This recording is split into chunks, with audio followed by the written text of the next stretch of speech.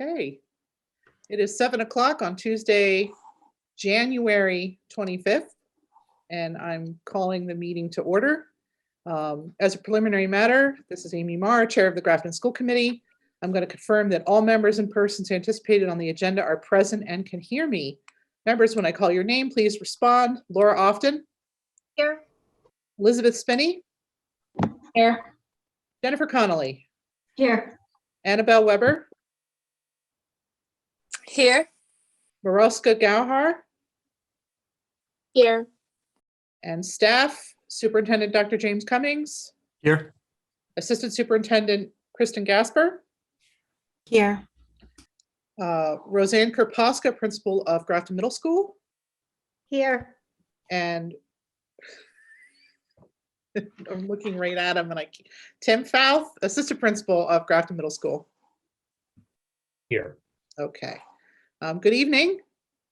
This meeting of the Grafton School Committee is being conducted remotely, consistent with Governor Baker's executive order of March 12, 2020, due to COVID-19. In order to mitigate transmission of the COVID-19 virus here in Grafton, we have been asked by the Grafton Board of Health to suspend public gatherings, and as such, the governor's order is basically back in effect as long as we can have our meeting in a publicly accessible location. The order can be found on the town's website at www.grafton-ma.gov. This meeting will feature public comment. I don't see too many people on right now to give public comment, so I'm not going to go through the rules unless we see anybody who wants to do it. However, I will go over the meeting business ground rules. I will introduce each speaker on the agenda. After they conclude their remarks, I'll open the floor to committee members who want to comment.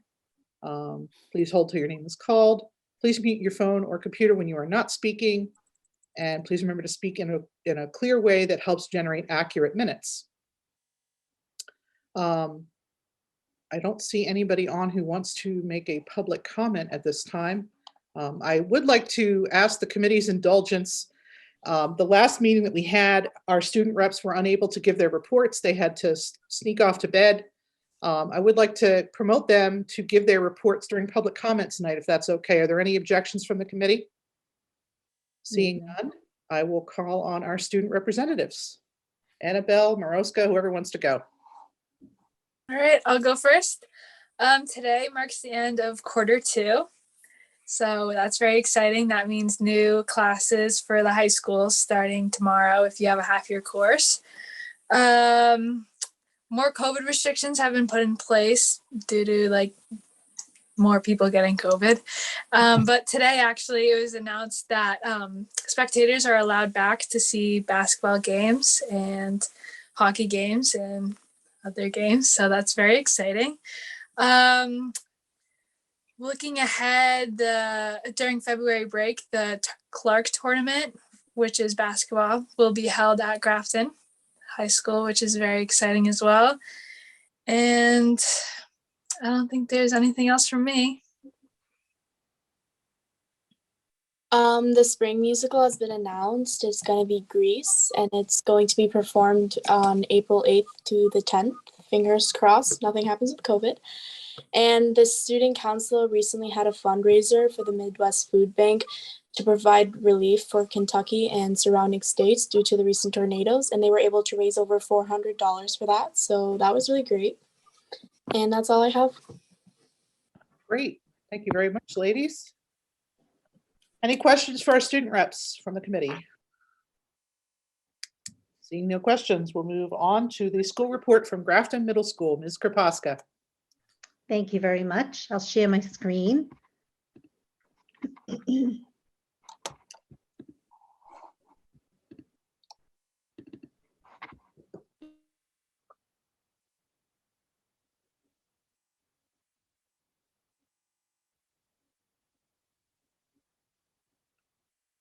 Roseanne, I think you're muted.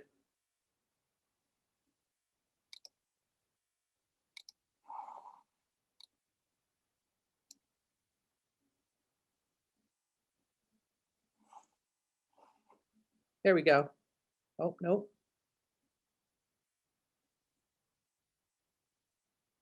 Uh-oh.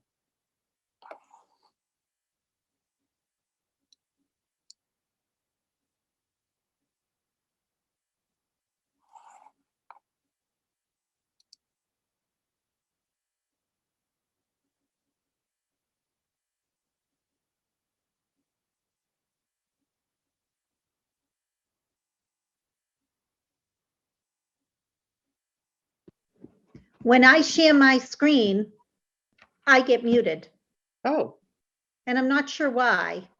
that's not good. I have a tab open, sharing my screen, Okay. and when I go to that tab, I mute, but I can't unmute. Should we see if another one of us can share the same presentation? Sure. Yeah, look, it muted her. Wait, hold Wow. on. Yeah, no, it's not. Roseanne, are you able to speak? Can we hear you? No, every time she puts the, Yeah. but it even shows that she's not muted and it's still muting her. That's bizarre. All right. Let's see if I can get this presentation up. I have the presentation as a PDF. That's fine. Let me see if That's I- fine. I cannot unmute myself when I show the presentation. Let me see, Amy, if I probably have it as a PDF. I'm sorry, as a presentation. Oh, all right, go ahead. You first. It's gonna take me a second to. Okay. Yeah, because when you have it as a PDF, it's just gonna, Yeah, the you whole kind thing's of gonna be on the screen, so. It's been Well, a Zoom that's a day. first. Okay. I found it. Let me try this. It'll be interesting to see if it mutes me.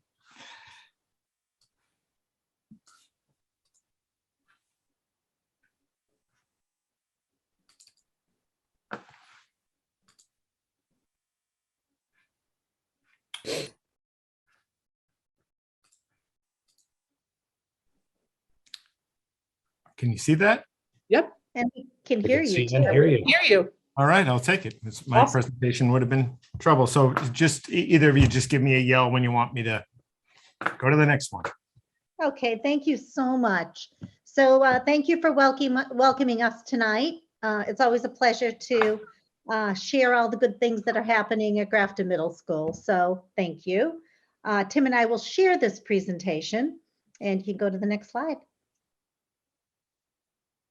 And to begin with, I wanted to start with, as always, with our middle school pillars that we speak to every morning in morning announcements, and to share that we try to incorporate a number of positive programs and things that we do on a daily basis to activate these pillars. And Tim will speak to a particular new program, which is the Grafton Ambassadors, a little bit later in the presentation.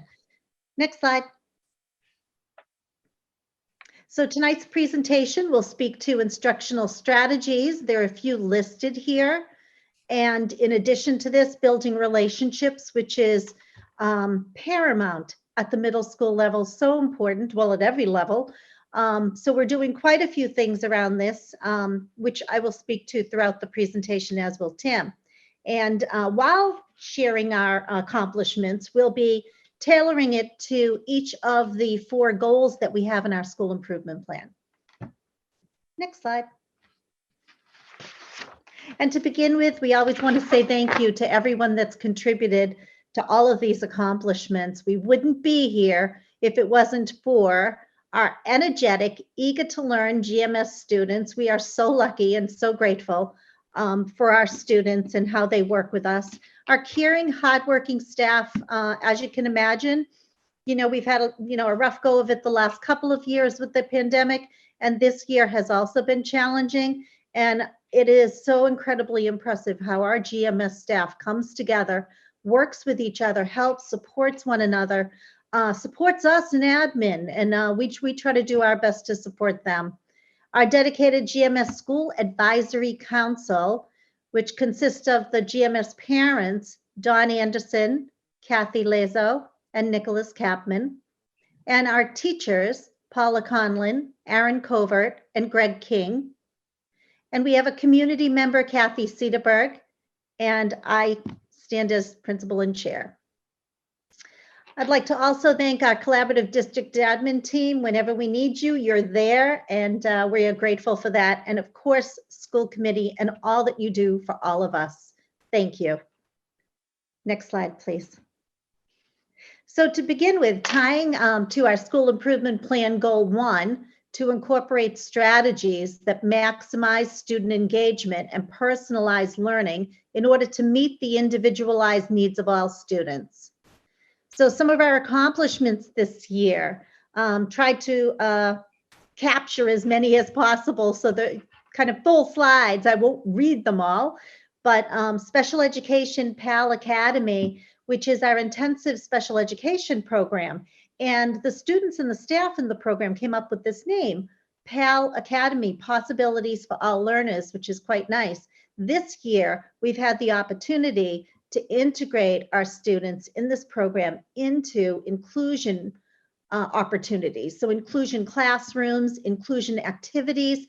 They started to run a PAL Cafe, 7th block every day, where they have a cart that goes around that offers coffee for the adults and some snacks for students. And they're also doing a number of different activities throughout our school, helping to deliver mail, to shred, to collect materials that needed to be shred. There's quite a few things that they're doing that are helping us throughout the school. So we're happy to have them be more integrated. It was much harder last year. So this year, they're getting out more, meeting people, integrating into our community. And this year, we also started the Lighthouse Program, which includes both the transition program and our student success program. The transition program, it's a temporary program that assists students that are returning from a medical absence. And it's an extended medical absence that could be an acute medical issue or a mental health leave. And we have this program that has a teacher in it with a therapeutic clinician in it, and paraprofessionals that are able to help the student to become acclimated again into the school community, and then re-enter into all of the classrooms, but not feel like you are out. You've maybe had a surgery and you're out for a few weeks, and then to come back in and have to go straight into a classroom can be completely overwhelming.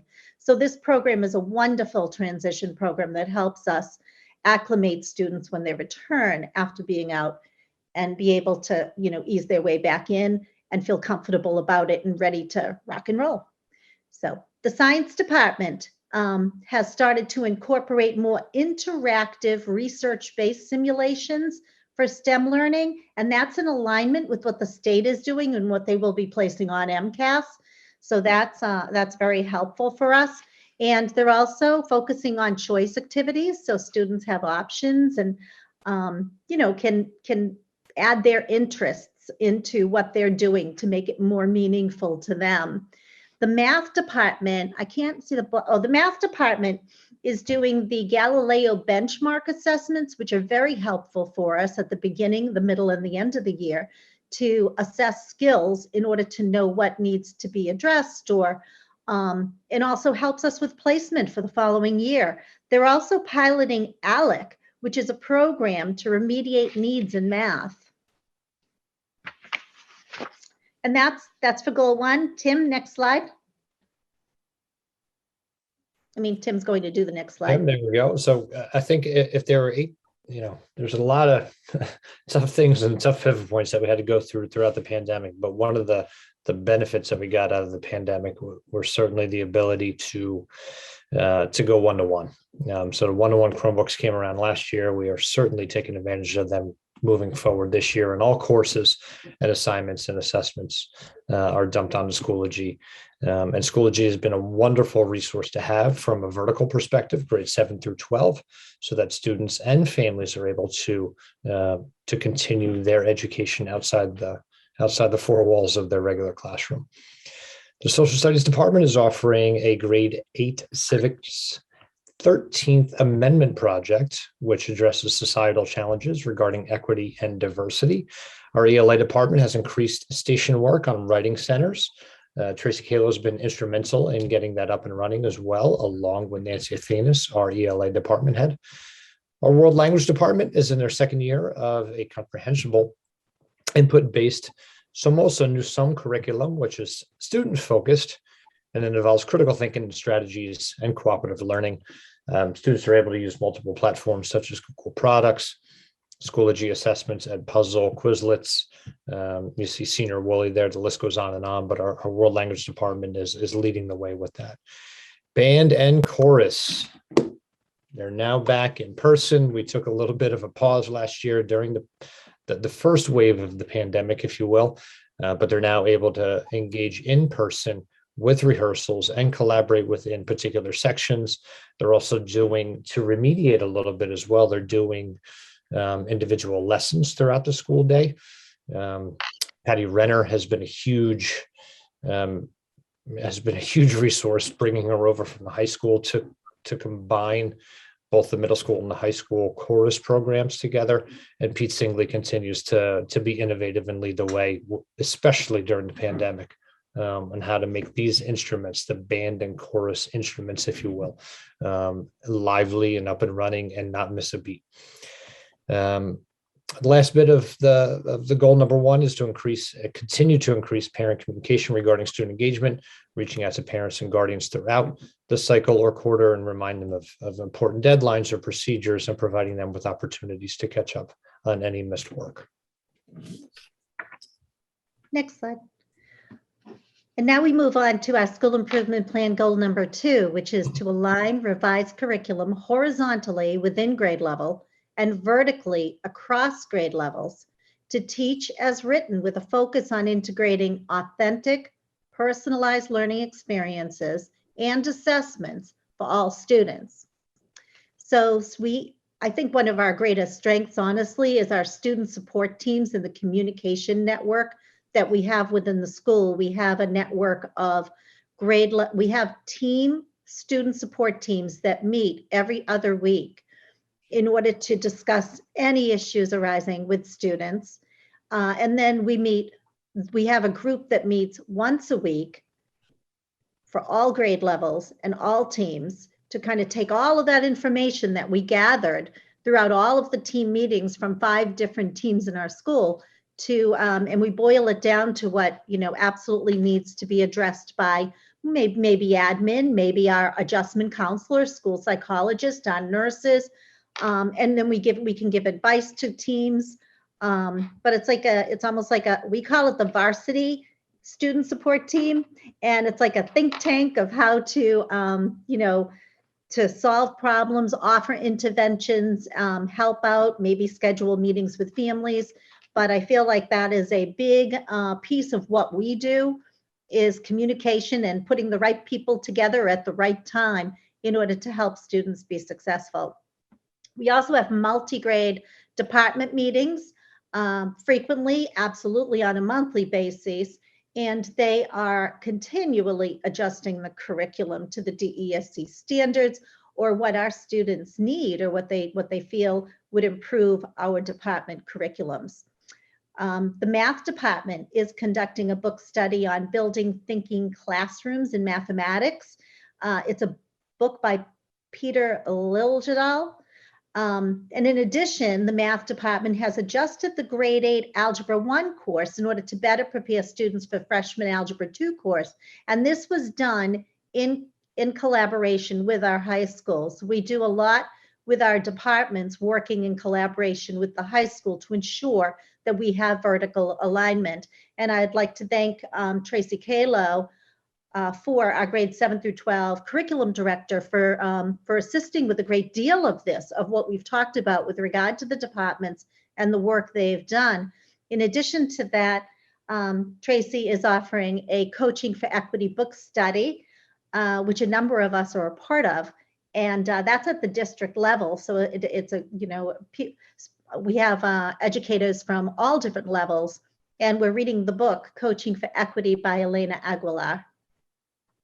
We also have district-wide monthly new teacher workshops that the district offers and the administrators provide to new teachers, and we're giving that to new teachers that were hired last year and this year. Next slide, please. To continue with our goal number 2, to align or revise the curriculum horizontally within grade level and vertically across grade levels, and teach as written, with a focus on integrating authentic, personalized learning experiences and assessments for all students. Students are given the option to either submit assignments or projects on paper or electronically. A lot of that is obviously done through Schoology, and students and teachers communicate through Schoology all the time. They certainly do quite frequently at the high school level, and they do probably even more frequently at the middle school level. It's really nice to see that vertical integration from a grade 7 through 12 perspective around our learning management system of Schoology. FlexBlock student workshops were conducted on Schoology throughout the year. They were provided by Cindy Engvall primarily so far throughout the year, and she'll continue to push into FlexBlocks along with myself and Roseanne to just make sure that the students are up to date with whatever they need on Schoology, make sure that they know exactly all the features on Schoology, especially for our 7th graders. A lot of work has been done in and around that particular grade level, as this is their first time really fully kind of tasting what Schoology is all about. Teachers continue to push out accommodations and create or administer assessments via Schoology. It's a wonderful resource to have. There are so many reasons why we have Schoology. And when teachers can take advantage of all the resources and the tools that it has to offer, it just makes learning come to life a little bit more. Special education teachers and regular education teachers are still able to track student progress in real time, as well as add content-based or individualized student needs through Schoology courses, including, but not limited to, notes or study guides, graphic organizers, templates, alternate assignments or assessments, and modified assignments as well. And then the special education department was trained and continued to be trained in implementing the use of the WIAT-4 academic achievement evaluation. Lisa Rice was an early kind of trainer in that and pushed that out to our special education staff as well, and made it super easy for them to grab onto that particular assessment as they're providing that for our special education students. Next slide, please. School Improvement Plan Goal number 3, to increase the level of active participation of families and community members within the GMS community. You know, the last 2 years have been tough with parent guardian open house, and last year we did it all online. This year we were able to offer a hybrid of online open house Loom videos or in-person open house. And honestly, we all loved it because we felt like there was a greater number of parents that were able to access our open house, whether they were able to on their own time go into the Loom videos for each of their child's teachers and look at those videos. And then if they needed to, they could email their teacher or attend the in-person open house and walk a day one of their child's schedule. So we felt that it was the best of both worlds, and we're wondering if we can maybe still keep that going. The teachers just raved about it and parents loved it. It really helps for those parents that just can't get out of the house for whatever reason. So we like that a lot. And then parent guardian conferences were held virtually in December as well as in person. We did them virtually, so everyone signed up virtually. People that couldn't do the virtual or just did not want to do the virtual, we would make arrangements for in-person conferences. But doing virtual conferences again were they were very, very well received. They felt parents felt that it was very beneficial, and the teachers felt that it was wonderful too, and that they could get through actually more by doing it online than in person when people are moving around and you're waiting for the next person, or you know, people go over. It was just it was a well-run machine somehow. So we really enjoyed that and felt the teachers were in the school, so they were prepared with all of their materials, but parents were actually able to pop in at their time when they needed to. So they didn't need to run over to the school either. And wanted to speak to the Grafton Food Bank relationship that we have. We had a very successful giving tree during holiday time, and I thank everyone that participated, whether it was our educators or families in our community. And we also have some activities that we do in the school, like wear a hat for $1 donation, and that goes to the Grafton Food Bank. In addition, we did a fundraiser for Washington, D.C., our trip in May, and we had a large number of soup donations given to us that were brought over to the Grafton Food Bank. And I'm talking boxes and boxes and boxes of different types of soups that students actually helped me get them over there. And it's just really, really wonderful. Something that I did not put on here is the Hearts and Minds fundraiser that just literally happened, and the donuts are coming in. Krispy Kremes are coming in this week. Very exciting. So that's a wonderful thing. And that we raised, Laura Deschaines is the coordinator for Open Hearts and Minds. And we raised over $5,500 this year to bring water to the community that we help in Kenya. It's such a wonderful, wonderful program. And I'd like to also thank all those community members that contributed and made that happen this year. We're going to be bringing truckloads and truckloads of water to them, which is absolutely necessary for them to thrive. The other thing I wanted to mention, which is the first time we did this, was Blackstone Valley Education Foundation collaborated with me on a STEM field trip at GMS that we could not go to Riverdale Mills, to their manufacturing facility because of COVID. So we brought 30 of our GMS students and 30 Misco Hill students from Mendon Upton into our cafeteria. We actually separated out the two schools, but we, and then Riverdale Mills came to us and they engaged in hands-on learning, and they did a virtual tour of the Riverdale Mills manufacturing facility. But all of the students made bird feeders. It was really fantastic. A lot of collaboration, small group work, with the students, and so it was the first time we did that, and it went very, very well. Next slide, please. To continue with goal number 3, we had the Blackstone Valley Educational Foundation and WPI Women in STEM Leadership Academy go on this year. 5 Saturday morning sessions were held at WPI in the fall for 4 selected students, and you can see them pictured there, fully in mask, but smiles behind the mask. And that was Carolina Malkowski, Sarah Hogan, Adeline McDonald, and Anika Savisankar. And they had enjoyed that experience. Anytime that we can get out of the walls of Grafton Middle School and show our students, especially these all-star young ladies, just what kind of resources are out there in the community to continue their academics and to continue their dreaming of what they want to be when they grow up, we'll take advantage of it. So these all-stars took advantage of that in the fall. Next slide, please. To continue again with goal number 3, re-implementation of the grade 8. Fingers crossed, the Washington, D.C. or Philadelphia trip that in theory is still scheduled for May 22nd through the 25th.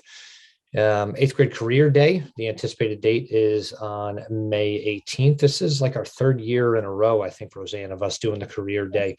It's a wonderful program. We kind of just shut the school down for a couple of hours for our 8th graders and just introduce them to guest speakers from a variety of different careers, and introduce them to what those careers are all about and who those individuals are, just to see if it plants that seed for an individual along the way.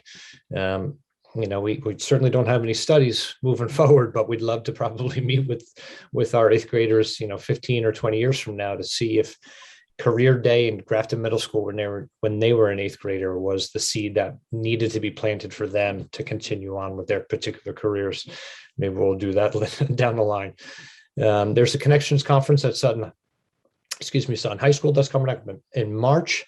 The Connection Conference is, it really aims to boost inclusiveness from all walks of life. And there's also the Social Justice Educational Conference for middle and high school students that 13 GMS students and 2 adult chaperones will participate in. There's also throughout the year, the Schoology tips and tools that are provided to families periodically throughout our weekly newsletter. Next slide, please. And before we move to go forward, I just want to mention that we have been working in collaboration with Sharon Buckley, the Director of Guidance at Grafton High School, we have accounts for all of our 8th graders for Naviance, which is the system that is used for career readiness and also college preparedness, as many of you probably know with older children. So we are going to be getting our students going on Naviance by March with our adjustment counselor, Christina Marazzo. She will be pushing in to classes in order to give the students an opportunity to take some surveys and to really check out and delve into a variety of different careers. So that will kind of prep us for career day, I suppose, which is wonderful. So goal number 4.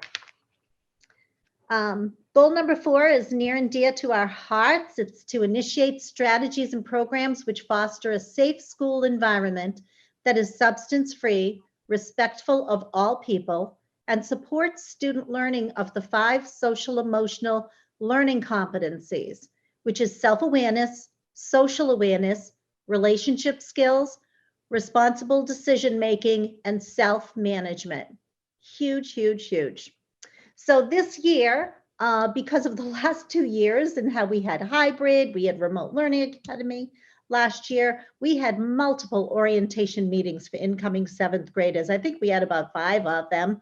And we gave opportunities for people to see it more than once, or for, trying to get as many people to take a look at the same time. We did them all online, which enabled both the families and the students to watch and to ask questions. We also offered in-person building tours on multiple days throughout August 21st. And I'd like to thank Aaron Covert, one of our teachers. He's a French-Spanish teacher at Grafton Middle School.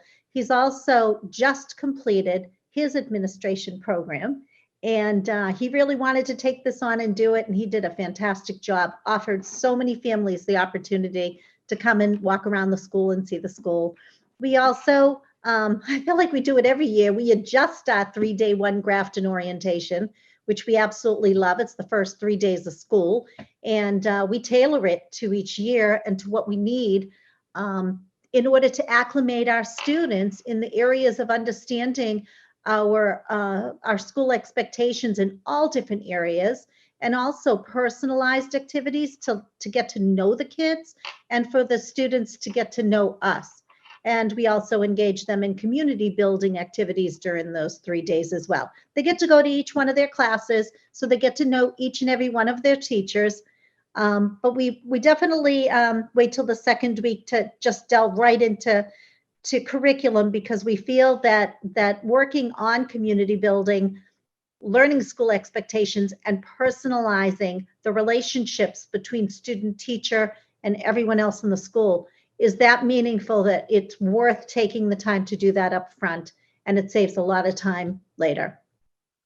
We also this year engaged in Brave Space, which was an opportunity. We had one for each grade level, and I worked in collaboration with Gabriella Knight.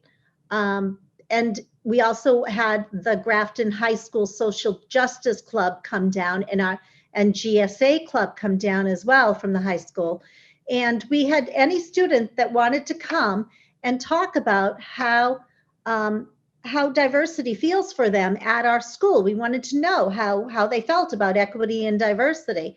What was happening for them? What were they feeling and experiencing? And we had amazing conversations.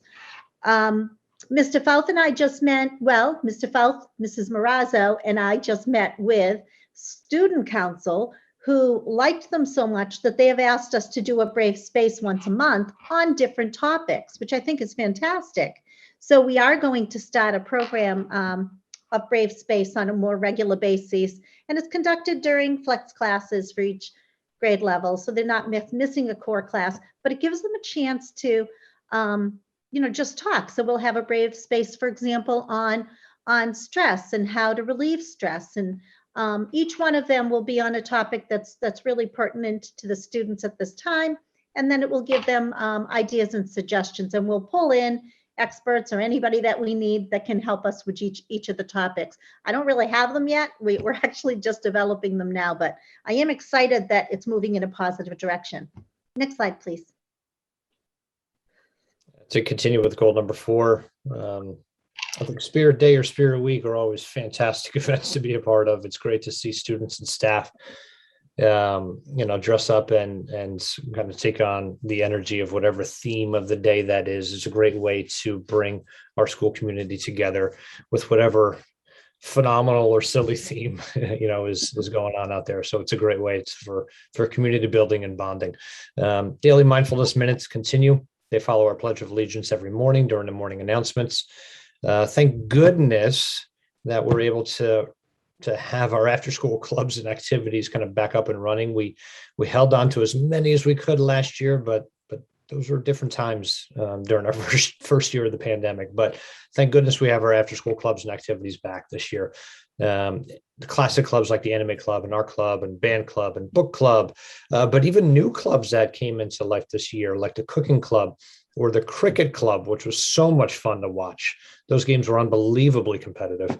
Cubing Club, I like to say, was born out of a couple of years ago. We had a student and a family here in Grafton.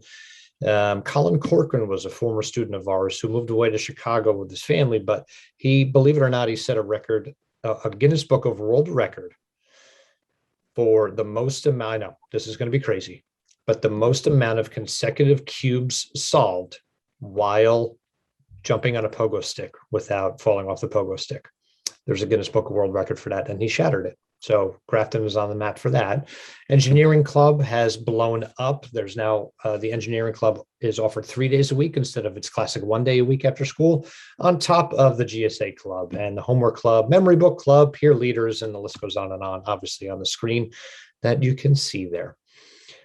We are bringing to our school community the Power of Choice program.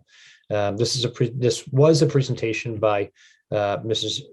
Gio Vangello of Ben Speaks to each grade level in person, and that will be coming up in February, and then it's going to be followed up by 14 lessons or 1 lesson per 6-day cycle throughout the year. We're going to have teacher PD training on that as well coming up in February and March, but really excited about the Power of Choice program.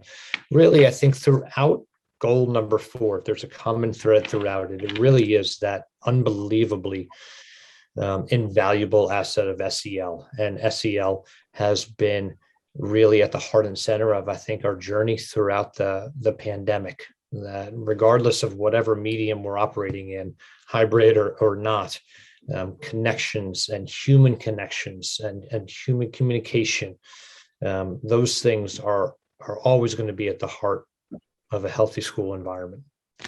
Next slide, please.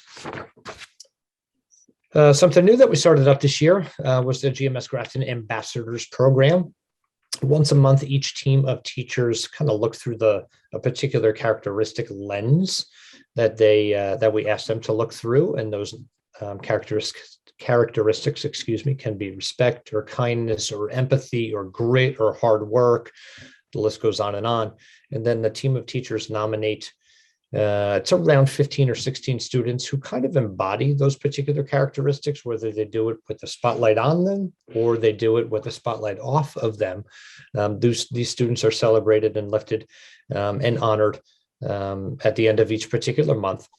You can see the bulletin board pictured there. But the benefit or the added benefit of this ambassador program is similar to what the high school does in their community service classes, where those high school students come down to our campus and pair up with a teacher or pair up with a staff member and help them out in any particular way, whether that be student help or whether that be with kind of clerical things that need to take place to have a classroom lively and thrively throughout the day.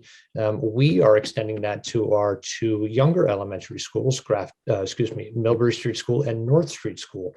So throughout October, November, and December, we've taken trips to those 2 particular schools and paired up those student ambassadors with the teachers that they had in either 2nd or 3rd or 4th grade.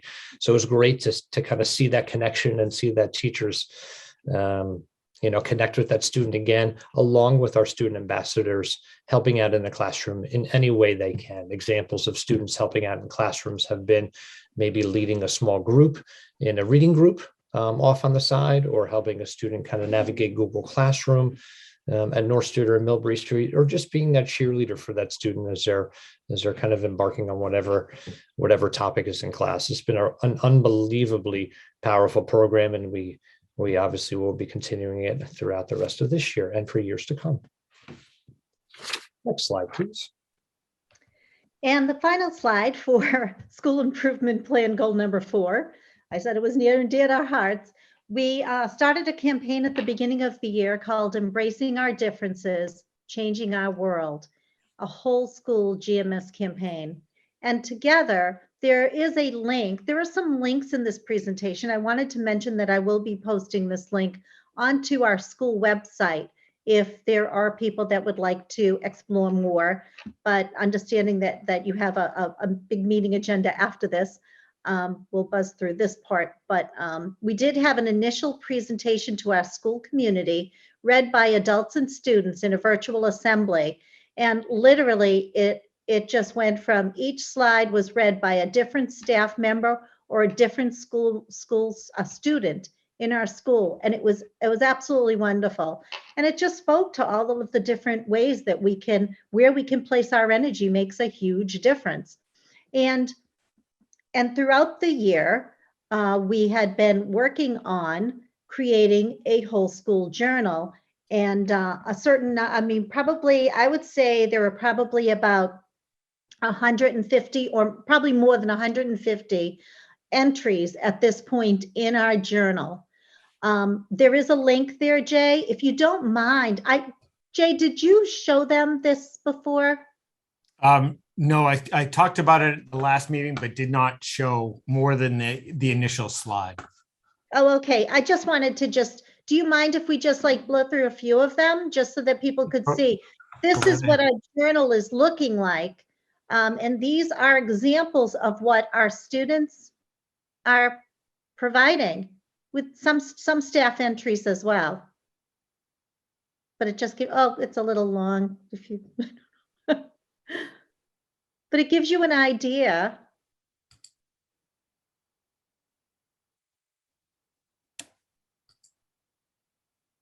Yeah, it's nice. It just gives a snapshot of just the different examples of the work that are coming through, either from students or staff.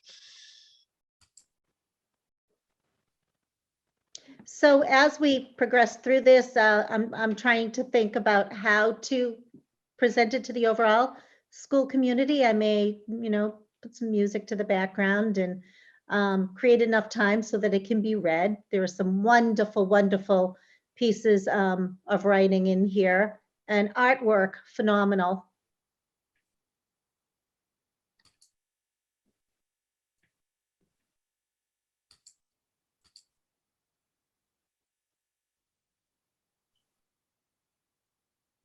And it's the majority of it is from 7th and 8th graders. And very, very creative. Thank you so much, Jay. Gives you an example, but this will be presented in its whole format, probably within the next couple of months. We're very proud of that. Next slide, please. All right, now you threw me for a loop here. You got this, Dr. Cummings. You got this.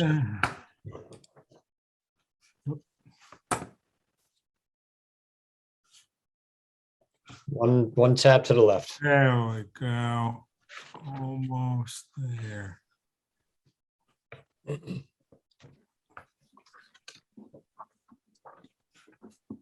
It's next slide. Next slide should be project 351. Well, after this one, we have to go through. Yeah, now. That's Well done. Yeah, thank you.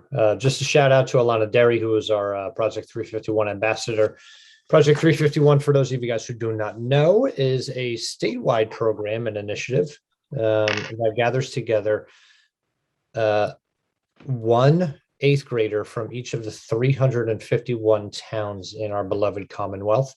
And they embark on a years-long journey of leadership and community service, throughout their particular communities or throughout different kind of regions as they journey throughout the year and network and connect together. But Alana Derry is our very proud Project 351 ambassador this year.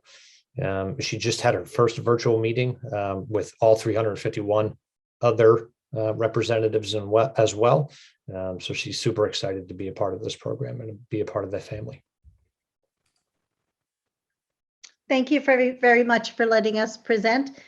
Each morning, we now have a number of students that are interested in doing our morning announcements. So I'm no longer the only one doing morning announcements. So I've been taking pictures of a variety of students, and I'm going to share it once I get them all. But our little population of morning announcement people is definitely growing. If you have any questions about anything we mentioned, we're here to answer. Okay, thank you very much. Jay, if you can stop sharing that I can see everyone. I can see who wants to talk first. Questions from the committee. Jennifer. I kind of just the Lighthouse program that you're talking about. You said I think I misheard it. Did you say it was temporary, or it's just a temporary place for them to go as they transition? And how's that going?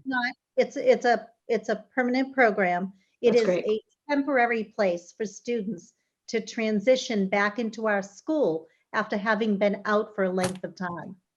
I think that's great that they have it, and I've seen it at the schools, and it's been just a great bridge to get them back. So that's great that you guys have that. I had one more. I don't know. I think they were just comments. More like I love the journals. I like that it's hard to do active participation with family community at this time. So the fact that you were able to find ways, I think it's impressive and important to keep on trying. So kudos to you, and see what comes out of all this. Thank you. Thank you. Laura. Thank you, Roseanne. Thank you, Tim, for that great presentation, and for all your work you've done during the pandemic. I can't imagine being a middle school professional during this time. So thank you to you and all the great team over at GMS. I have a question. I love the Brave Space program, and I was wondering if there was anything you could share about what you learned from students and maybe what you're doing to try to address some of their concerns. Well, I can share that during Brave Space, for example, there were students that were concerned about their gender identity. Mm-hmm. And there were students present from the high school as part of the GSA club, and they would speak to, so we didn't speak at all. The students would speak to each other. So the high school student would say, you know, when I was in middle school, I went through that too. And this is how I felt, and this is what I experienced, and this is what I know now. You know, and so it was a very, very supportive environment. There were other situations where a student expressed, a student who has an older brother of a different nationality through adoption. And the student had a picture of the brother, and other students said, that can't be your brother. And so we talked through that and how to, the adults didn't talk, the students were all talking about how to address that if someone ever says that to you. That's kind of, I mean, there were probably about 20 different statements that were shared, and like a little bit of, kind of like your, I'm trying to think of the word, but it's like your study group, like, sure. I can't think of the phrase that we use. Your critical friends. It's like a group of critical friends on a particular topic. So do you think after those meetings, maybe when the high school kids went back to the high school, the middle school kids maybe found some connection within each other, so they'd have a safe place or a brave space outside of that, going back into their classrooms? I see Mr. Falk nodding. Yeah. The answer is yes. And the kids are really the proof in the pudding. They know kind of where their new friendship lines have been drawn, or whether they've kind of, you know, whether they wanted to or not, or thought about it beforehand or not. They've kind of welcomed in another kiddo or 2 or 5 or 10, just based on those conversations. Roseanne is spot on too. It was a really cool environment. You know, even though the adults kind of set it up, it was great to just see the kids engage with each other And it was wonderful to have the high school a part of it as well.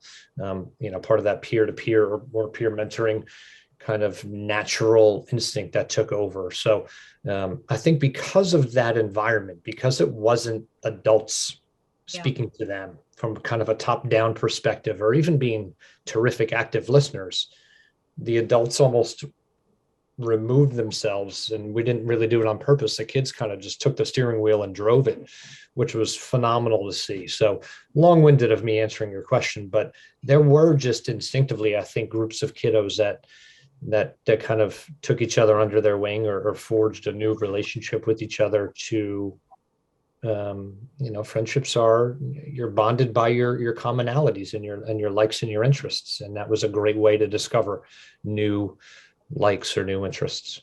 That's great. So And hopefully sorry. What I wanted to add is that for example, the Social Justice Club and the GSA Club from the high school were there. So they welcomed the 8th graders into their clubs for next year. Yeah, they did. So we're starting a little bit of a transition. That's what exactly was I about to say. That'll be nice for the kids moving up into the high school to have familiar faces. And then you kind of got me thinking, and I don't know if we can even do that in this building, but do we have gender neutral bathrooms available in the middle school? We do. We already do. Yeah. Good to hear. Thank you both. Appreciate it. Thank Thank you. you. Liz. Hi, thank you both so much. I was wondering about, with the increased absences due to COVID, have the teachers had to adjust at all how they're working with the kids with respect to missed work? Has that been an issue at all, or is? Well, it's definitely been a challenge. We've had, a large number of students absent, but Schoology is actually helping a great deal with that.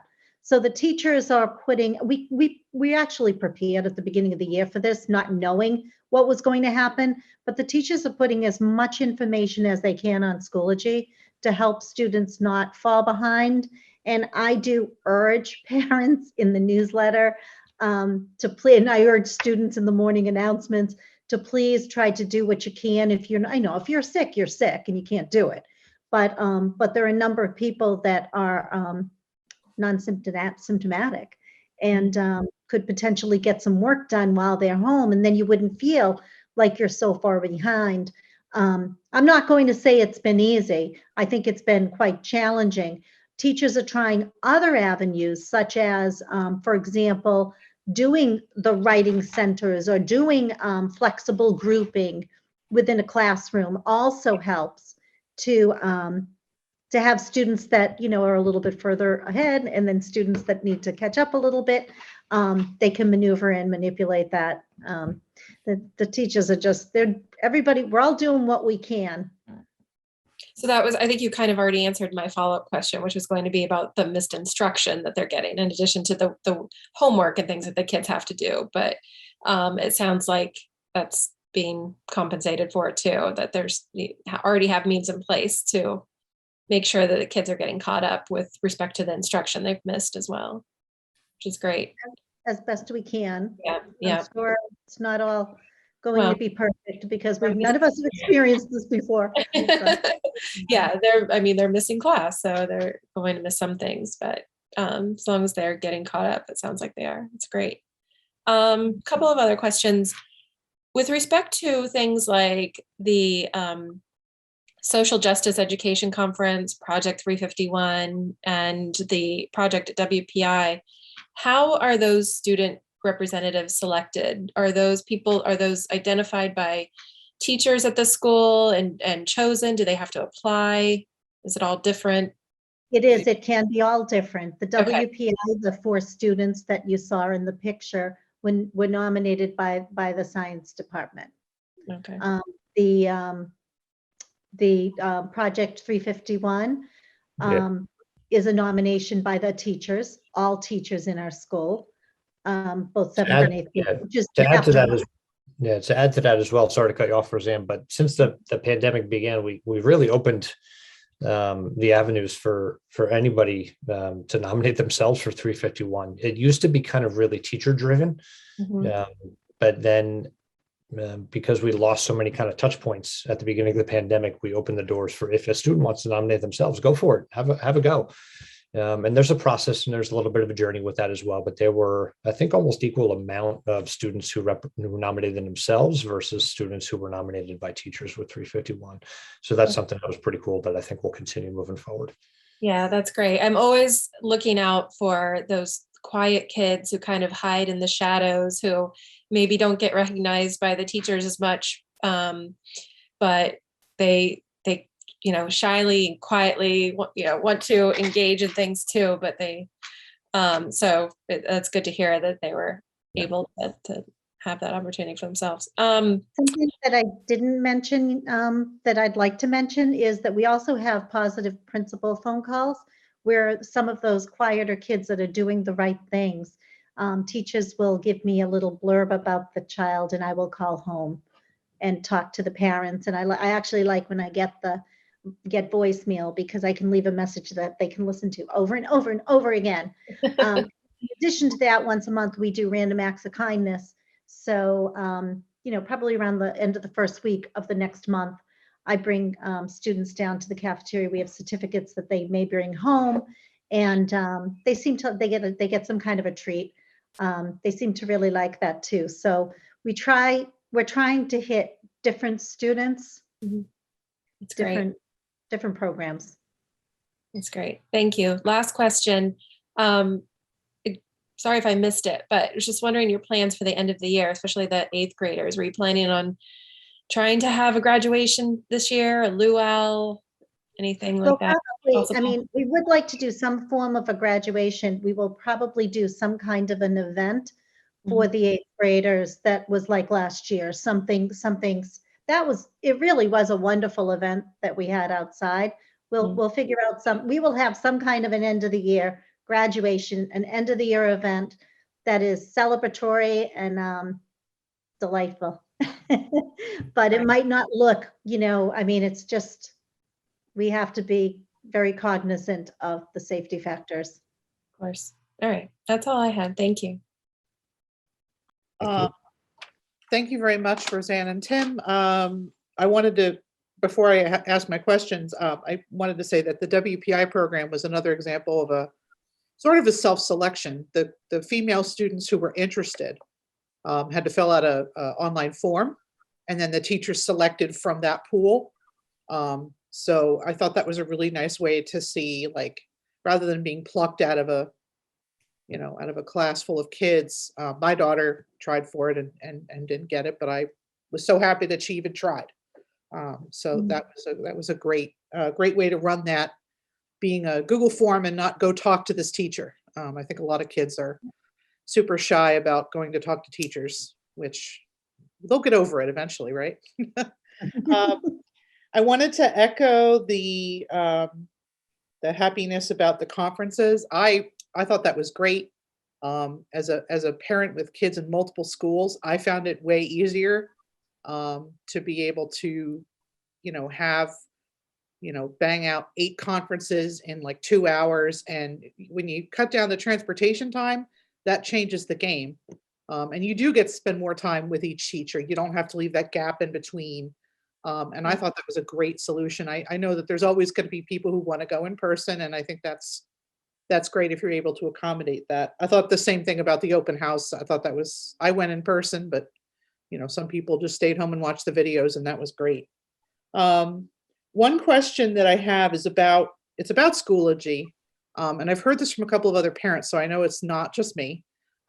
Once a student takes an assessment in Schoology, the students can't really see what they got right, what they got wrong in some cases. They don't get to see comments from teachers. They don't see, it makes it so they can't really prepare for the next step. So for example, kid takes a math quiz, gets a 70, knows they have a 70, but there's a unit test coming up. So how do they know? Let's say they missed class when the teacher went over the quiz, and now they have no idea how they did. And with COVID and everything, there's so much reticence for kids to go to teachers for help. I wonder if there's a way to make it a little more transparent to students when an assessment is given. And I don't know if that's a technical problem or if it's just, the way the teachers are using it. Yeah. But in I'll have order to to look into encourage, it. yeah, but in order to encourage good study habits, because of course, I tell my middle schooler, well, how did you do on the quiz? I don't know. I got a blah. Okay, well, what'd you get right? What'd you get wrong? How'd you do? What skills do you need to work on? No idea. I think that's probably the biggest issue in the math, but it might also be an issue in other subject areas. I don't know. I noticed that was an issue early on with high school, and it seems to kind of have been resolved at that level. So I'm not sure what they're doing differently, but it's definitely a concern that I've heard from several middle school parents that Thank you. parents can't say anything either. So, we can't see. I have to look into that because I didn't realize that they cannot see. I didn't realize that. So I will look into that, and thank you for saying that the high school resolved it. I'll figure out how and It why. seems to be resolved because my older child can tell me, oh, well, I got, these questions wrong. So I don't know what Yeah, to do differently. sure. But Not I mean, sure if honestly, I'd rather have paper quizzes if that's, if they want to do a unit test on Schoology, fine, but I feel like they ought to maybe do paper quizzes so that the kids have something that they can use to prepare. Yes. One of the things that I'm starting in the newsletter, as well as just a principal talking point, something that's key and important to people. So if there's anyone out there that has something, that knows of something, this is an example. Let me know. That's great. It's a great idea. And I'm super excited about Naviance. I think that's a great idea. I think that we have some kids that probably think they have a really good sense of what they want to be when they grow up. And it would be nice for them to find out early whether that's really something of interest to them or if maybe they're not on the right track. There's a lot of words that get thrown around when they start talking about what they want to be when they grow up, and they don't realize what that actually is. What is an FBI profiler? What is, a school psychologist? What do they do? I remember a few years ago, everybody wanted to be a neurosurgeon because of Grey's Anatomy. And now it seems like everybody wants to be some kind of criminologist, but they don't necessarily know what they have to major in, what they have to be, learning in order to accomplish those goals. So I think that's really a cool thing to let them take those assessments earlier if they want to, so they can get a better sense. So I think that's great. Anything else? All right. You're welcome to stay. You're welcome to leave. It's up to you. We're going to move on with our agenda. Thank you so much again for coming in. Thank you so much. Thank you. Bye, everybody. Cheers. Everyone. Good night. Good night. Drop off, Mr. Falk. Thank you very much. Stay Continue very waving. cold. All right. We'll move on to the district update, Jay. All right. Aw. So just a few slides. I wanted to start with kind of a shout out to, this is on the left-hand side is Felicity Pryal, a fifth grader at North Street Elementary School for quite a while, I guess. She's been advocating for the creation of an archery club. And this year, thanks to her advocacy, they made it happen. They've had a few different sessions. They've had, I think, 30 students participate and absolutely love it. So I just wanted to give her a shout out. What was that name again, Jay? Felicity Pryal, Pryal, Pryal, Pryal. That's great. I also just wanted to mention that they're doing something that I think is really great at Millbury Street in recognizing the paraprofessionals. They created a Your Incredible Award. And so far, they've had 4 nominees pictured here: Hannah Perna, Maeve Mahoney, Rose Finn, and Carrie Overman. And it's a rolling program. It's obviously got the Hulk and a, whatever you call that thing. But it's recognizing the tremendous work that our paraprofessionals do on a daily basis. All right, so we go from the good stuff to, well, not as bad as it was 2 weeks ago stuff, COVID-19. We have seen a consistent and significant decrease in cases throughout schools. So obviously mirroring what we're seeing in the state and the nation. A coming on the downside of the spike. 16 cases yesterday, 11 today. So we're certainly moving in a positive direction. As you know, just to repeat, DESE, I get a lot of questions about this. DESE did extend their mask mandate through February. At this point, we don't know if they're going to extend it further, but it is in place. I get a lot of questions about our vaccination rates. We ran, yesterday, we ran our middle school and high school, a combination of staff and students, and we're at just over 80% at the high school and just shy of 78% at the middle school. We've started, I say we very liberally, Jackie Davis and the nursing staff have been running the data on the for the elementary students. The preliminary, that will take a couple days. They've got to go into that, I think it's the MIS system, and pull the data. But the initial pass was more promising than we thought, almost 50% among our elementary students. I believe. So I'll have those numbers in the next few days for elementary.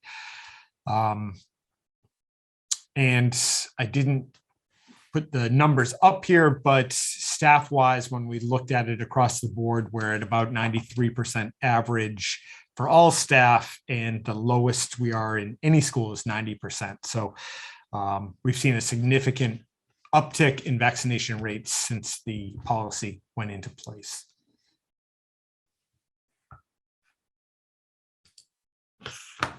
There was a lot of talk last week with the rollout, the initial announcement of a rollout of the new testing program.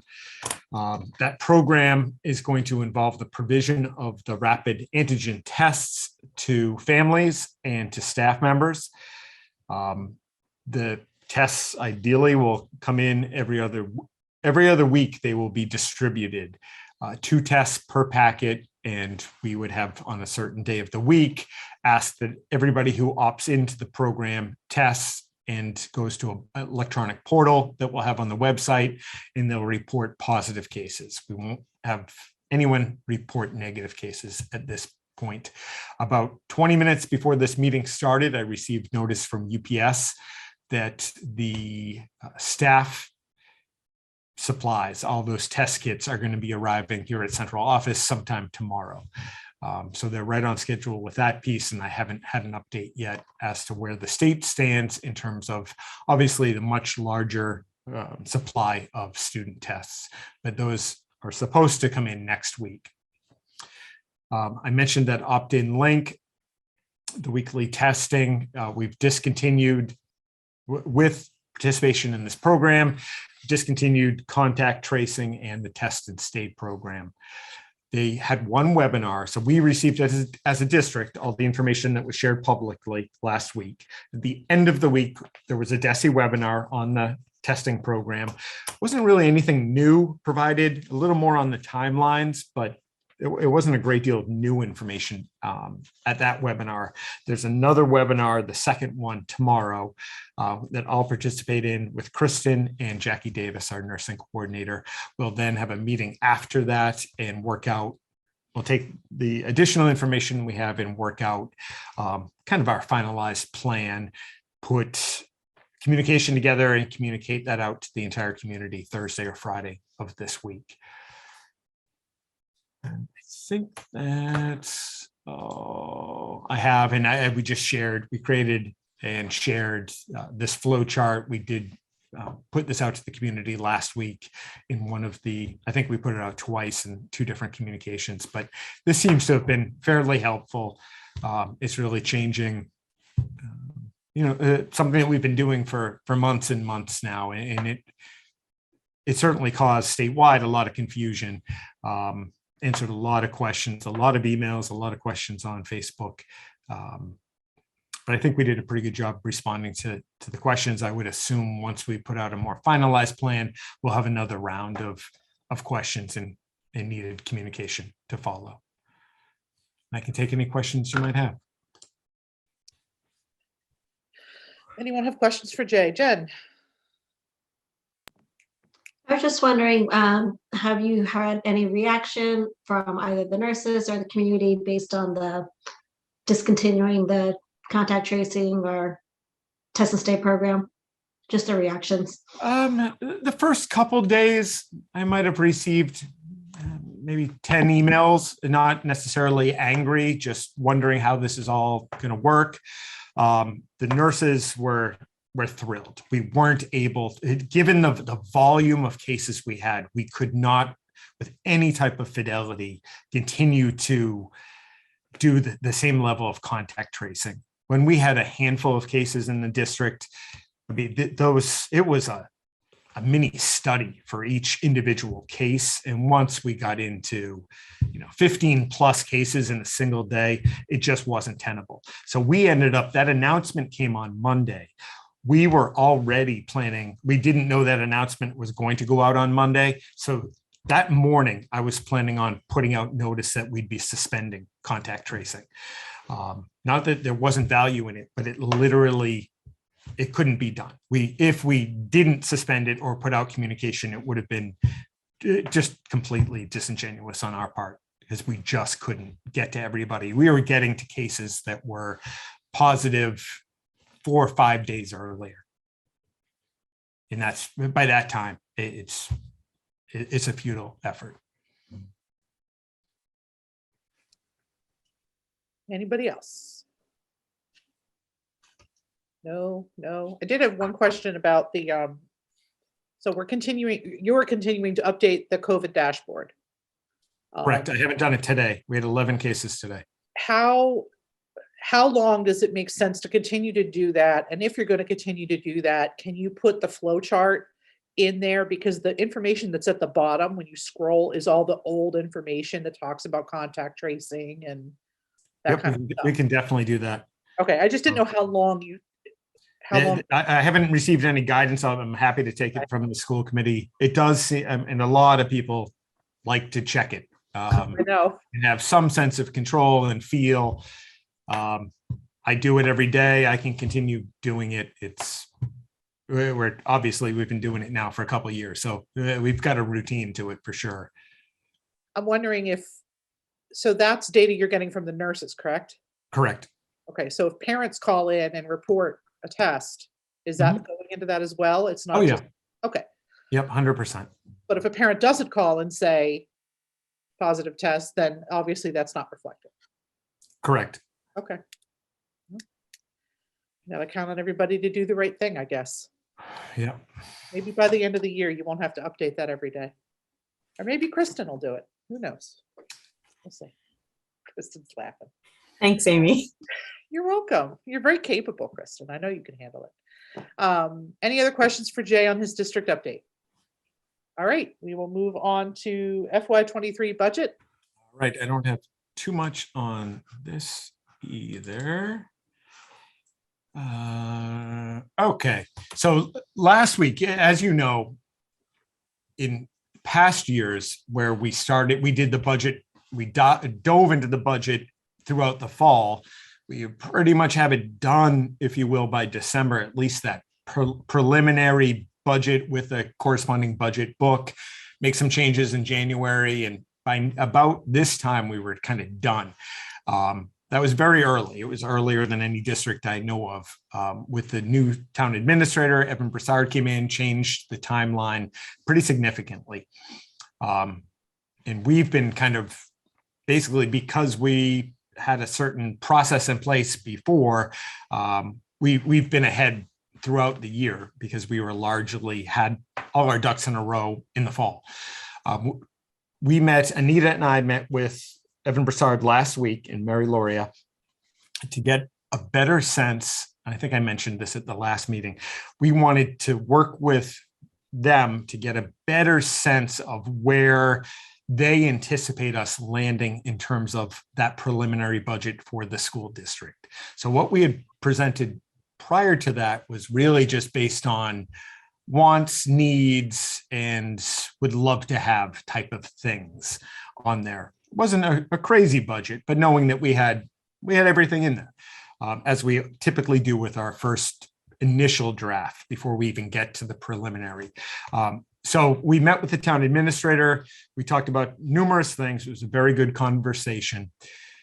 As you may recall, in the initial budget draft that we've been working with, we had about 300,000 in potential nursing costs that would be rolled into FY23. So if COVID continues and we need the additional nurse assistants, nurse positions, secretarial assistants for nursing, if we need to continue those personnel expenses next year, we were going to carry that 300,000. In talking through it, we're going to, in partnership with the town and the town administrator, look to have those costs, if they are needed next year, covered under or considered to be covered under the ARPA funding that the town received. That is a classic home run cost or purpose for ARPA funds, no question about it. That's really what the type of thing they're designed for. So that obviously takes off 300,000 from that operating budget. So we were left with the task, and this was a very general discussion, but as they work through on the municipal side, library, highway department, all, police, all of their budgets, in trying to knock those down in this process, we were asked to reduce that initial budget down by an additional 500,000. We're in the process of doing that right now. And obviously those potential reductions in terms of the overall ask, those aren't reductions in what we're doing now, will be brought forth with the preliminary budget in 2 weeks. We meet again. So that was the initial task last week.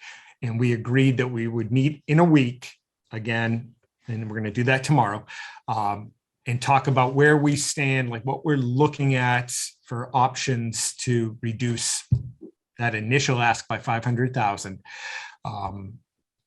They were going to get a little more information about the nursing costs under ARPA. I am 100% sure that that will be a good fit as a possibility. And we're going to have a more in-depth discussion about where we're going to stand in terms of override monies remaining for the out years, for next year, the year after that.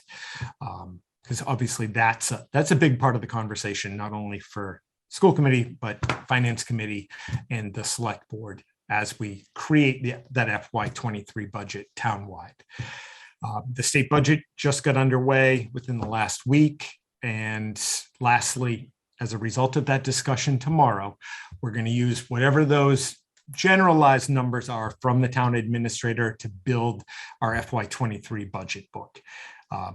We have probably 90%, 95% of that work done. We'll just need to adjust and then put the formalized book together and obviously share that with the school committee, present on it, answer questions at the next meeting. Based on the feedback, we'd most likely make that public or make some adjustments, make that our official preliminary budget, make that public. That's what in the next few months would go before the finance committee for consideration and for feedback. And as the state budget develops, Chapter 70 monies, that funding gets released, et cetera. As we did in past years, we would make adjustments as needed to get to a finalized budget for consideration by the town in May. And so I had that part about the budget. And then if you want me to, Amy, I can jump into capital and just go over where we stand with that. I had one question about the budget. Okay. Why don't we do that so we don't complicate things? Does anybody else have questions on the operation budget? Liz, I see you just took yourself. Go ahead. Yeah, just sort of an ask, I guess, for when this is presented to us next time. I presume we'll see where you found the $500,000. We'll see where the delta. Correct. And the original versus, I'd just like to see that. All right, good. I can't see anybody else. All right, I'll go Laura, with my question. Laura? Oh, Laura, I couldn't see you. I'm sorry. Go. Thanks, Amy. That's all right. I will never be shy. Thanks, Jay. I'm really glad you're meeting again tomorrow, and that on the agenda with Evan is the override money in future years. I think that's something we all want to be cognizant of over the next few years to see where we're going. I had a question just about the ARPA. So obviously that has to go through that subcommittee and then through the select board. So if that gets vetoed by anybody, then we would need to absorb those $300,000 back into our budget for nursing and secretary. Additionally, Amy knows the answer. I do. So the ARPA committee is an advisory committee to the select board. Amy, I know that. I'm on the committee. Okay, Thank you. but I just already- meant like it, but the select board has to go through it, and the ARPA committee will be making recommendations, and they have some strong feelings about certain money. So this hasn't come up yet, and this will be new. So I'm just trying to get what Jay talked to Evan about. Yeah. So in theory, what you're saying is exactly true. I do want to, if I wasn't clear about it, I just want to be crystal clear that based on that initial conversation, we're talking about very generalized. The task was to reduce in total by that 800,000. And what the reason that we're meeting again tomorrow is as we went through that exercise in a very, that number is very general. They were going through all of the municipal budgets, if you will, in trying to do that same basic exercise. And I think the idea is going to be that when we talk tomorrow, we talk about the challenges of reducing what we're asking for by 500,000. And then by having those discussions, by having the discussions, the town administrator is better able to weigh differences among reductions. Everybody can reduce what they're asking for. There's no question about that. The question is going to be, what is that impact? And part of the role of the town administrator is going to be to facilitate discussions around balancing what that is. If the police department had to reduce whatever their initial ask was, what is that impact? So I think that's the exercise tomorrow. So I just want to be clear that we don't have, while the exercise is about 800,000, that number could be more, it could be less. That's what we're hopefully going to come closer to finding out tomorrow. Okay, thank you. Yeah, I'm just a little concerned about ARPA just because we have 5 years to spend the money and it feels like it's just going through the process and taking a while. And I've seen it come up a few times that how it can be used, which is so true, but it's not entirely up to us. So thanks for the clarification. I appreciate it. And we may also not, and this is one thing I'll add, is we built in taking that additional nursing staff that's been related to COVID that we have right now and moving that exact group next into FY23. There definitely could be a scenario where COVID doesn't disappear entirely, but we don't need that entire staffing package. Instead of 290,000, it's 60,000. Unfortunately, none of us know that yet. Yeah. Okay. Thanks. Appreciate it. Anything else? All right, we'll go to capital then. So this is not set in stone either. I don't know exactly what the process is going to be on the municipal side or how Evan is going to work with CIP, et cetera. As you know, we restructured the town-wide capital plan. This year, everything was put into ClearGov. But the initial discussion at that same meeting was that the schools would be receiving tentatively $529,000 to go towards capital expenses next year. We had 5 different prioritized areas. 3 of those were funded, which are absolutely fantastic for us. Obviously, I'm not going to read through all of them, but we very purposefully would love to pair the work that we hope to be doing, which is very significant if we can do it at the middle school, our most tired building in the district, to be able to do that auditorium work that we've talked about, to have a new HVAC system in that building, and to also be able to upgrade in terms of some painting, some much needed work in some restrooms, fix the windows that have been a problem since well, over a decade, I can promise you that. It includes the replacement of the gym at North Grafton Elementary School. As you know, that's been leaking like a sieve for a while now. So we were thrilled to have that on there. It's not the most fun project ever, but we've got an original expansion. We have 2 original expansion tanks in the boiler room at GMS, and one isn't functional because it has a hole in it. They desperately need to be replaced, and they're on here. And then the last real push for furniture replacement, and this goes back to the old high school. Again, not all the furniture will be at the middle school, but we've got the last few classrooms of the non-stop squeaky green furniture that's been in there for, again, at least a decade, maybe 2. So we were thrilled. We were expecting, Anita and I were expecting about $250,000 in capital funding. So this was, if this holds true, it's a real bonus for us.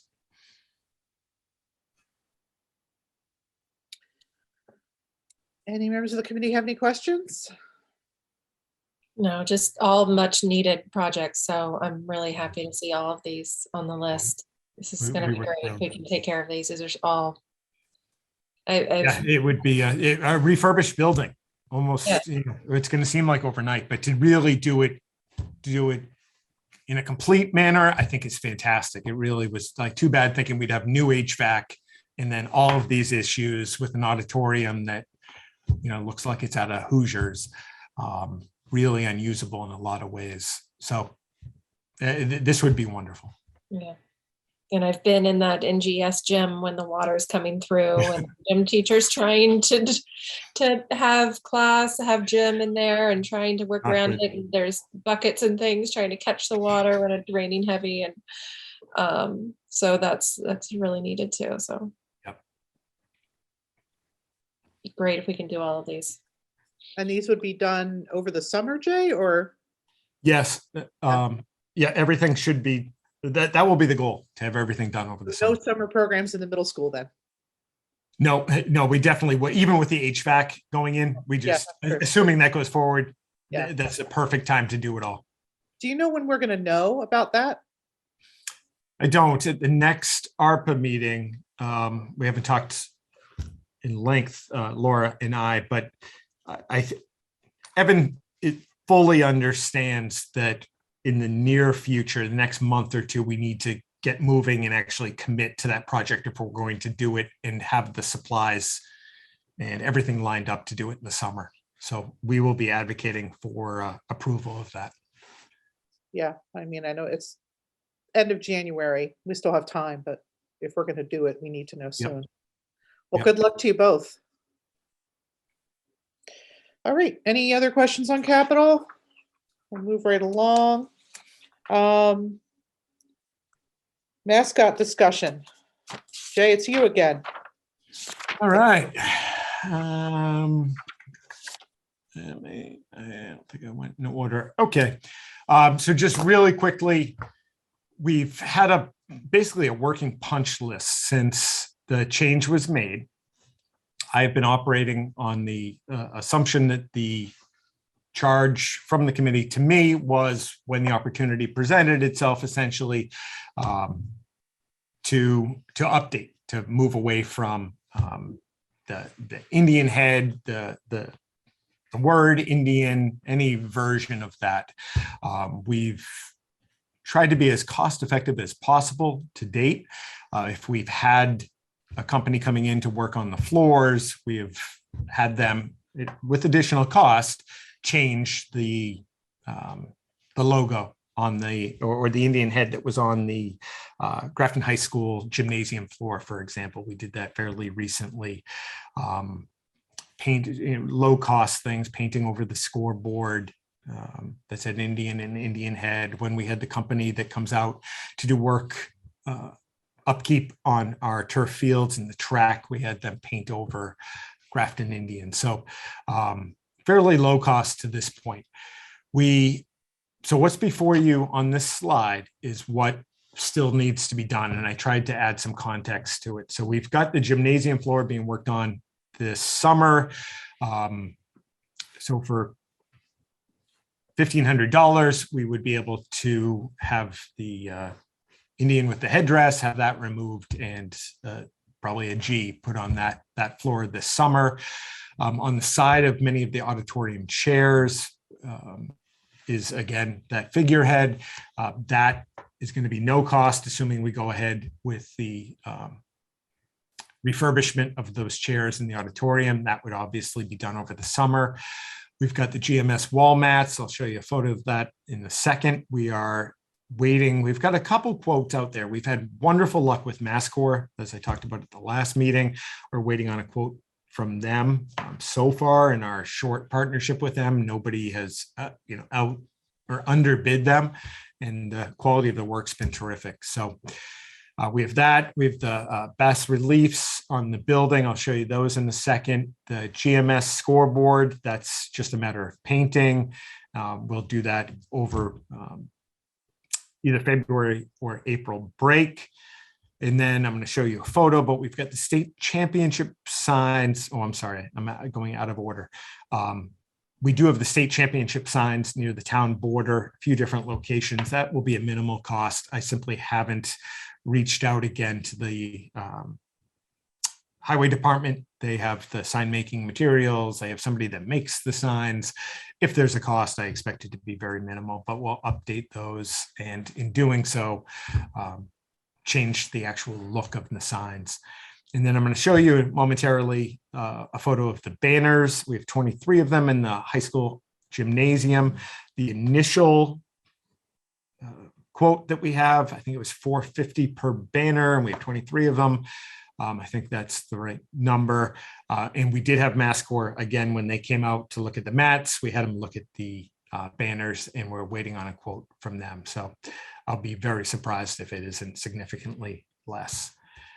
In terms of the reliefs on the middle school, they're on the far left. There are two of them. They're right above the library. When you walk in, it's that odd entrance, but if you look to your left, they're there. Top center is a photo of what the mats look like at the middle school. Those are up on the walls under the basketball hoop. On right below that, that was the $1,500 when they're in refurbishing the floor in the summer. The plan right now is to have them remove that image. And on the far right, that's one example of the banners. We have 23 of them up in the GHS gymnasium. And I'll stop talking. Okay. Questions from the committee? Liz?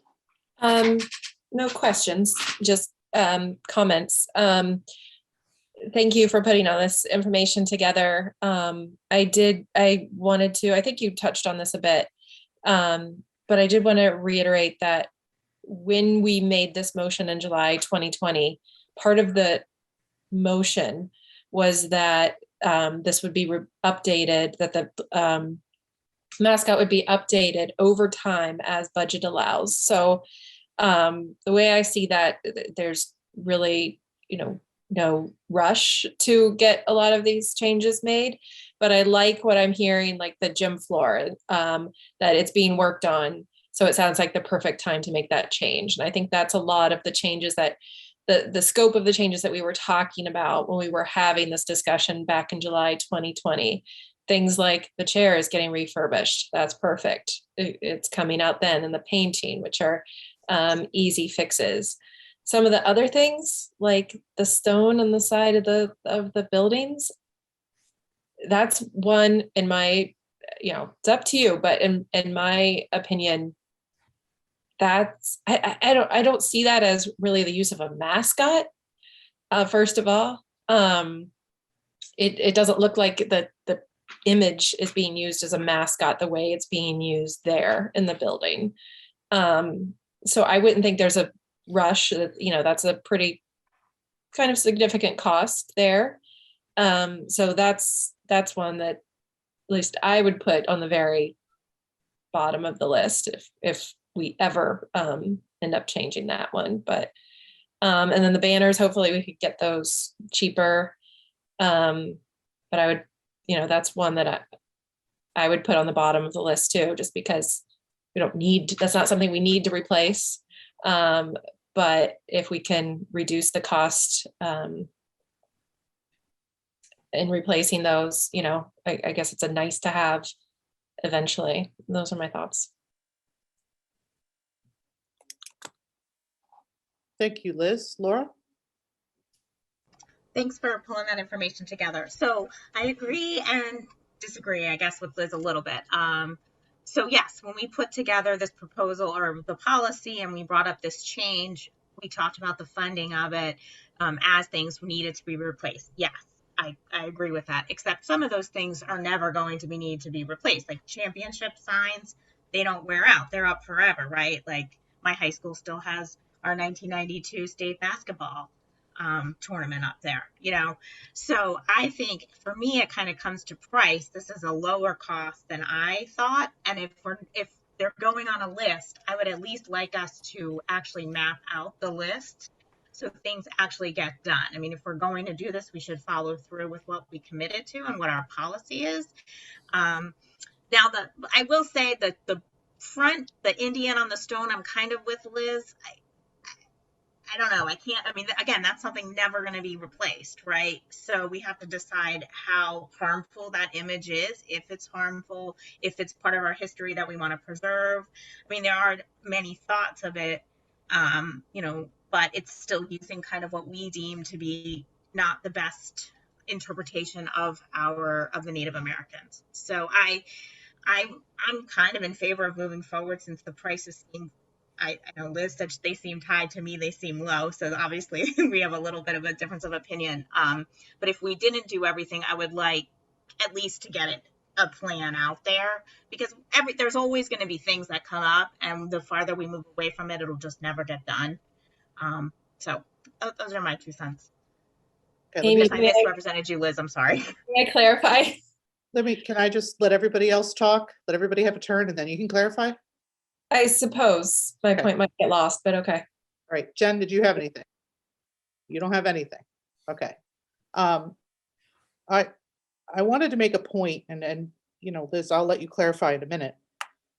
I'm more concerned about things that are in the school than I am about the Bass Relief Indians on the outside of the school. All of these items are in literal classrooms that 100% of Grafton students have to go through. They go through these gymnasiums, some on a daily basis. Everybody has to take phys ed. And I'm very uncomfortable with students having to look at the word Indians and the iconography of the Indian, when part of the reason we got rid of this was to ensure, the mental health of our students and not giving other kids something to use to bully minority students. Those championship banners, they're going to come down to be updated because we win something every year. I believe we're Swickle champions in a couple of things. So they're going to come down to be updated anyway. So I feel like if they're being updated, it's just like updating the gym floor. Let's update them. Let's get them redone as they come down so that we could start to minimize the impact of having the word Indians 23 places in the high school gymnasium. The mats and GMS, I went over there. I poked one because one of my kids said that, like, if you slammed into it, it doesn't provide any padding anyway because they're so old. They do need to be replaced. So if we can get a great price on that now, I think that's great. Let's get rid of the stuff that's in the gymnasiums and then worry about the one on the outside, the two, on the outside of the middle school. Liz, I'll let you clarify. Go ahead.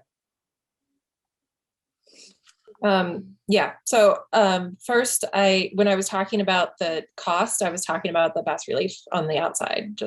I didn't think that was worth replacing that. I was thinking a lot about that too, and what it really means. I came around to the resolution that it didn't seem to me to be used as a mascot, and that's where I landed on it. In some respects, it could be considered art as well. I'm not sure that I'm totally on board with that idea, but it's another thought that I had about it. And I'm not against replacing the banners either. I just want to make sure that when we're looking at all these, we're making sure that it is within budget, and that those replacements, it'd be great if we get a lower quote. You mentioned possibly getting a lower quote for the replacement of those. So I'm crossing my fingers and hoping for that. And then of the list that you had, I would put that lower than the other things that are ready for replacement. I agree. Especially with the word Indians at the top, it's very in your face. So I'm not against replacing those at all. Just want to make sure that the timing's right and that it's in our budget and we get a good price. That's all. To go back to the bas relief Indians, I'm actually impressed that the cost was so low. I was thinking it was going to be like $50,000. Jay was explaining to me that they build a mold. They sand down the Indian, they build a mold, they pour the concrete in, and it's done, and it's just a plain block. And if this isn't to our liking, maybe we look at covering them up with something else. We could put a banner that has the pillars of the school or something. The cost of installing a weather-resistant banner on the side of the building probably is not going to be $10,000. But bear in mind that the longer we kick it down the road, the more expensive these things get. So if we wait 10 years, it will be $25,000 to do this. And maybe it's not that important. But I would definitely like to see us bang out most of the rest of these items simply because they're in the building. So and let's refresh that middle school. I think so many of these things are the middle school. I think the middle school needs some love. Anything else? Jay, do you have? Oh, go ahead, Laura. Well, I was just gonna say, so we're building the budget now, so we can decide when Jay puts the budget together if this is something that we want to prioritize and if this is part of what we want to include in the budget. I'm hearing, at least it seems like most of it we do, at least if we can get a good price, but we have to see it kind of in the budget and weigh it out and where our priorities are. I would like to recommend that this committee kind of make the move on it, because we're still the committee that voted for the mascot, and in 5 years or 3 years or 6 years, people can change and this can no longer be a priority for another committee. So I'd at least like to see it in the budget, and then when we see it all laid out, when we vote, we can decide then, I think, because we keep kind of talking about it, and I think Jay needs guidance from us. So, I'm with you on the outside. I really am. I think we're all in agreement, and we're just trying to figure out where it makes sense and how much it is, just like every other budget item that we have to determine. Everything's important. Everything's a top priority. So how do we pay for it, and where does it fit in? I agree. So Jay, do you have what you need to, sorry. Can I ask you my question? Yeah, of course. Okay. Do you have what you need in order to build this stuff into the budget? Yes. Obviously. Yeah. We're going to wait for those quotes. We should have them within a week. We'll certainly have them by the next time, and I'll lay that out, and we can build in as the committee wishes into the 23 budget. Liz, do you want to go? And then I have one more question. And just for the committee, are we in agreement about whether we're going to include the outside, the bas relief in the budget or not? Because I'm hearing mixed thoughts on it. Can I answer first, Laura? Yeah. I think so. It sounds like it's the lowest priority item. And so if there's room for it in the budget, great. If there's not, then it gets booted to the next year. I think that's going to hold true for all of this stuff. I would go further than that and say I don't think we need to do it at all. I don't see it as a use of a mascot. I don't think that's what we're I guess I'm confused on sorry, Amy. No, go ahead, Laura. I guess I'm confused on what we're discussing tonight and what we need. So we're still not making any decisions tonight, correct? No. We have to build our budget. So I guess the question that maybe Liz is asking, and again, Liz, sorry, clarify me if I'm wrong, is are we even going to put that, do we even want Jay to add that to the budget at all? Because our decision is going to be when we look at the budget, and then we can say, nope, I don't want to spend $20,000 on this. But it also sounds to me, at least what I'm hearing, is that there's more of a philosophy discussion about those two Indian heads on the side. And I think the decision to me is if we don't do it, it's not. I'm gonna guess it's never gonna get done unless the pillars fall, and that's a bigger problem. So I think that's just something we have to think about. And I just need to know, is this the decision we're making tonight, or are we waiting on the budget? Personally, I think we're waiting on the budget. But Liz may feel different. That's fine. I guess that's the point at which we will give that guidance, whether we want that in or want that out. And I'm not against that. I mean, we usually don't go line by line in the budget, but sure. So I don't know if I just opened a can of worms or concrete or something. I'm just trying to I want you to have clarification, because it just seems like we're kind of been spinning around on this, and I would just like us to have a direct plan and to at least get going on some of it. Yeah, I think for now it's on the list because go ahead, Jen, because you haven't talked yet. Well, because now it's because we're kind of going in circles, but if you just want my 2 cents, I kind of like the idea of pretty much what I'm saying, but maybe take what Laura said earlier, just have a plan. The plan doesn't have to be just have it all done this year. If maybe that part gets done next year, I think that makes more sense to me, and take care of all the other items first, since that seems to be more of a priority, maybe to get the inside, and then worry about that. I mean, as you build the budget, Jay, I'm just like, in my opinion, I wouldn't put all of it in 1 year. That's just my opinion. Yeah. To respond to that, so maybe even though we don't usually look at the budget line item by line item, maybe this is one area in which we'll want to do that. That's easy to do. All right, we'll do that. And then, I mean, I agree with what Jen's saying, is it doesn't all have to happen at once, but I think we need a plan that, we can hold the committee and the district to, that this is the order, this is how we're going to do it. Because we're still finding stuff. Like, these are the buildings and grounds things, but I still see them in the schools. So, it's going to take probably a decade to fully kind of purge that imagery out of here. All right, everybody happy now? We good? Liz, you don't look happy. I never look happy. All right, are we done with this part? Sorry, not with the whole meeting. Nice try though. Annual report to the town. Liz wrote a fantastic annual report to the town. I tried to make a couple of tiny suggestions, but I don't think they went through. They're all like little word replacement thingies that popped up because I opened it in Google Docs and you did it in Word. So that's definitely something we can do offline. Did everybody get a chance to read it first of all?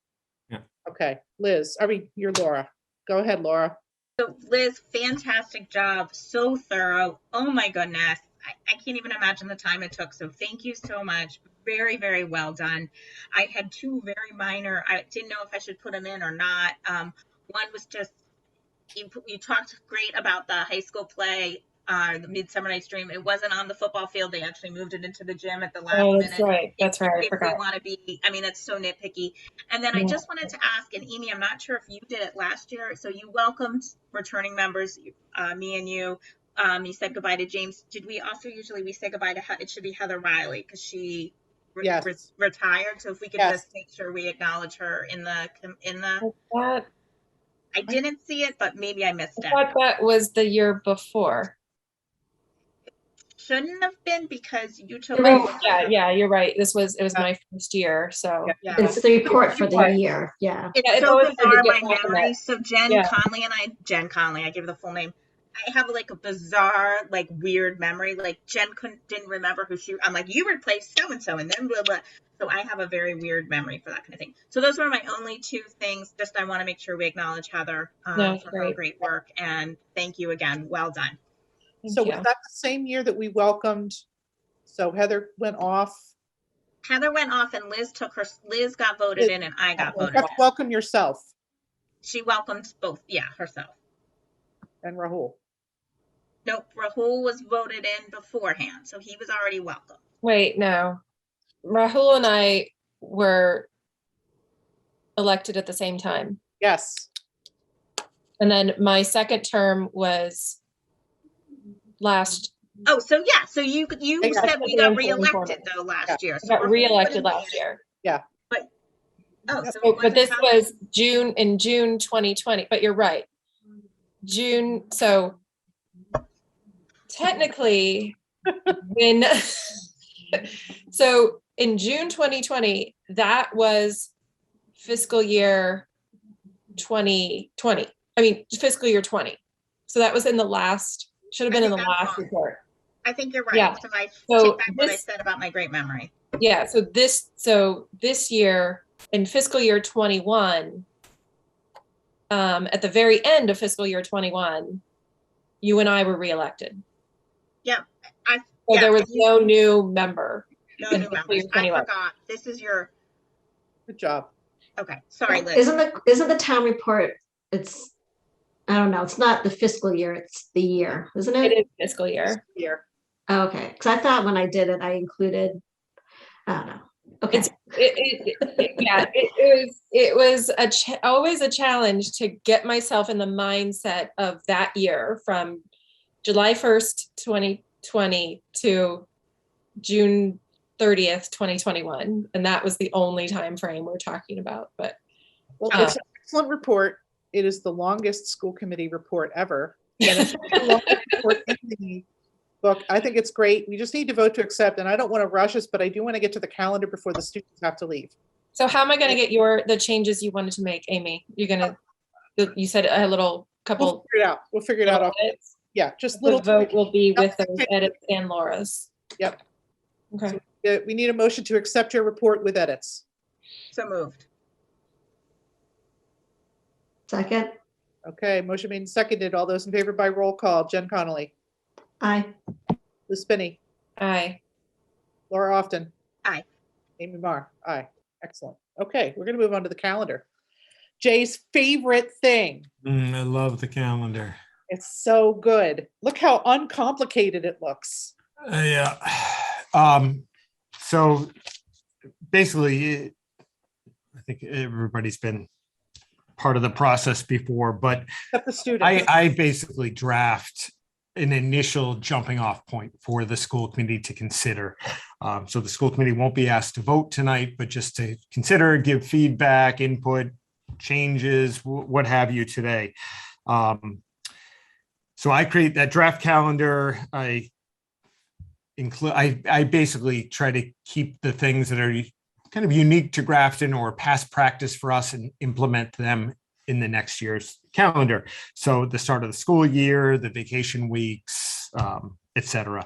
This year, the one somewhat significant, potentially difference is the addition of Juneteenth on June 19th.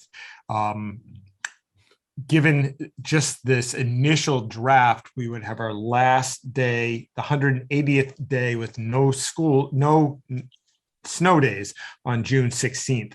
If we were to have even one snow day, that would kick the last day from the 16th to Tuesday, the 20th, because that 19th is off statewide. Other than that, very straightforward in terms of last year. Some years they're tricky in the way that things line up. This year was kind of easier than normal, which was appreciated. So I gave you this and then the corresponding dates for quarters, semesters, all that stuff. That obviously, if we make changes to this, we will make the modifications to that second page. And I can answer any questions you have, but it's more or less in your hands. Does everybody have a copy of this in front of them? Okay, so Dr. Cummings can not share the screen. Oh, Laura's already got her hand up. Oh, but so does Jen. Go ahead, Laura. I saw you first. It's a great calendar. Jay's going to kill me. I'm going to just bring it up because I have to. October 26th, it's a half day. What do you think about moving that half day to the 31st? I always like a half day on Halloween. I do think it's easier I know it's not really widely celebrated in the schools. I think it's easier for our younger students who get home, after 4 to have that half day, also the level of excitement, but I will certainly not fight for it. I just need to bring it up. I know it's a Monday and that's not an ideal half day either, but that's just. There isn't a 31st on here. Well, I did the math. Yeah, he just No, left but it. it's not here. I didn't notice. It's my thing, but I get it, but I also think when we're in October on the 31st, we might all live to, I don't know, just a thought. We probably need to add the number in there somewhere, Jay. Yeah, I'll put it, I don't know how I'm going to fit it in, but Put I it in will. November. Just put it over. I will. I can't believe I missed that. Yeah, me too. Okay, do we want to go through a list of things to be considered, or do we want to talk about each thing? Because I have something too, and Jen had her hand up. All right, Jay wrote that down. So Jen, go ahead. What did you have?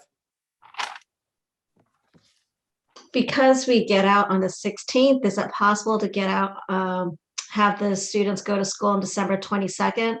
Maybe make it at a half day. I don't know how that affects the time on learning, but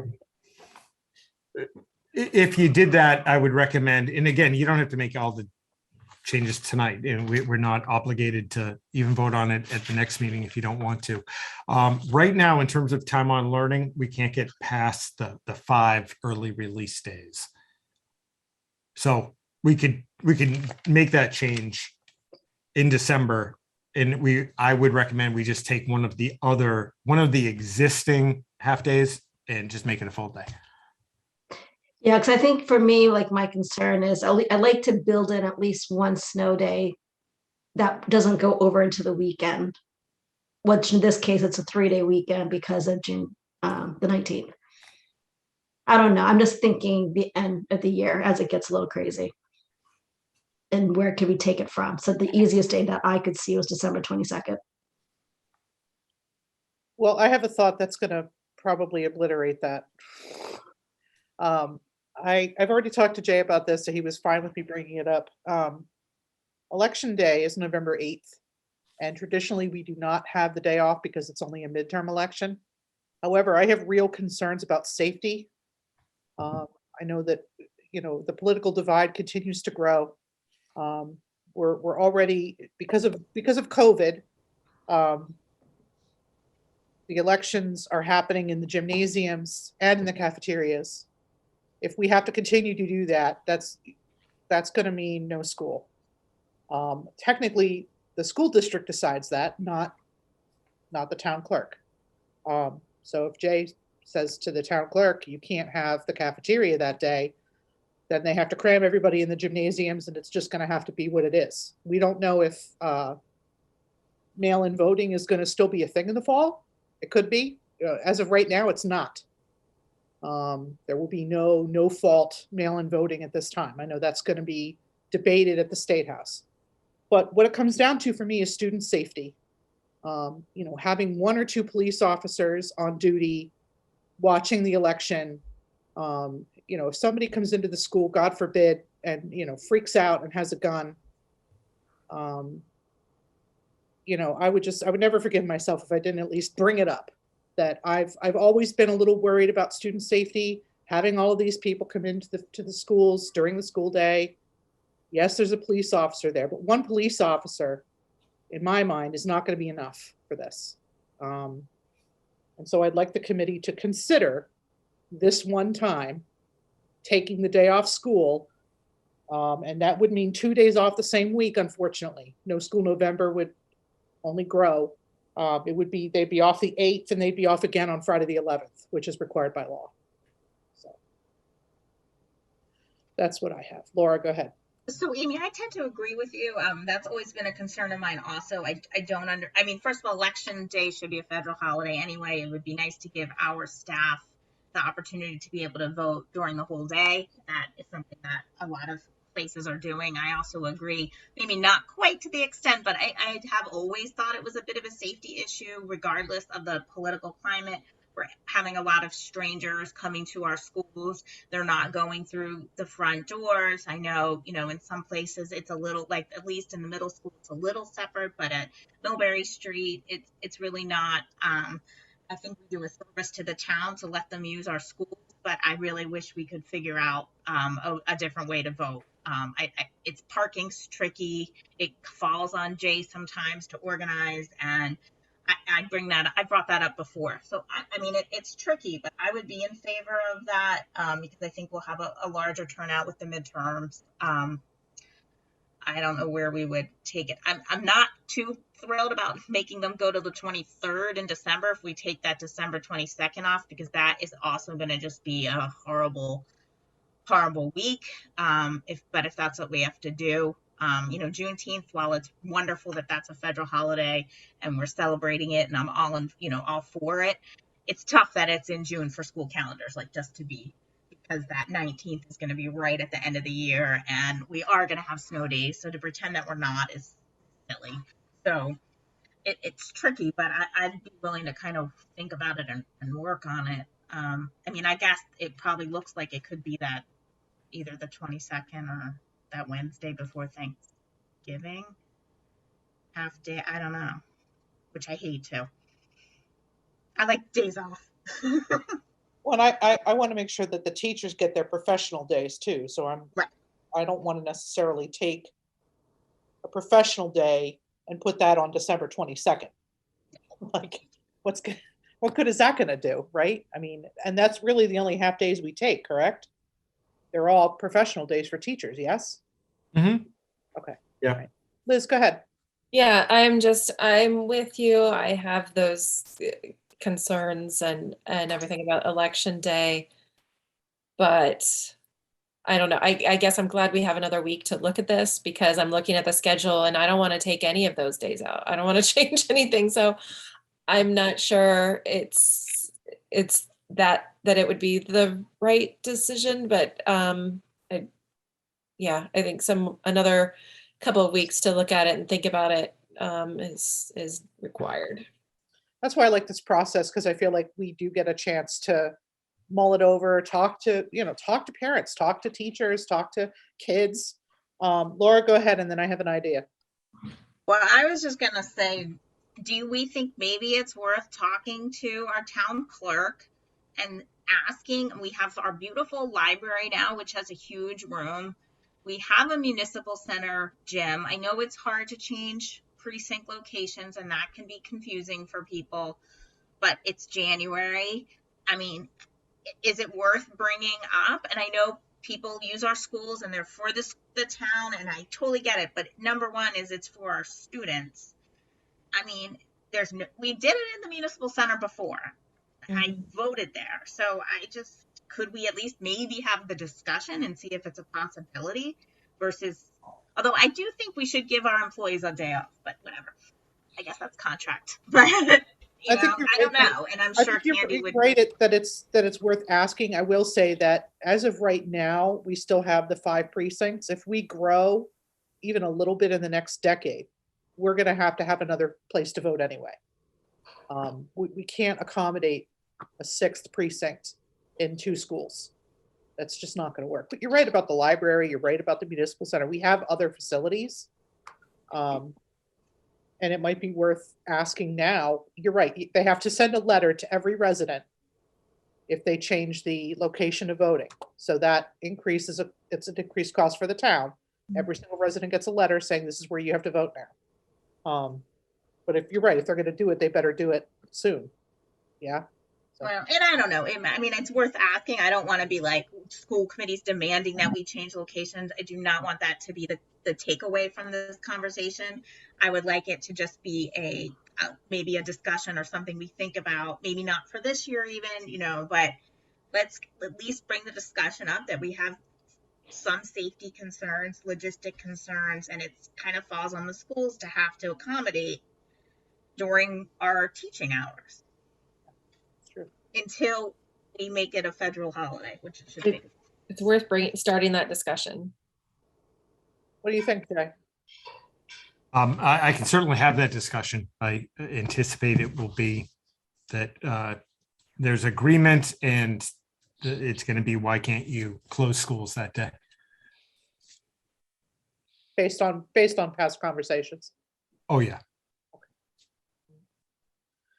All right. Well, we get we get 2 weeks to think about it. And again, we don't have to vote in 2 weeks. This is actually a little bit early for us. We usually don't even see this until February.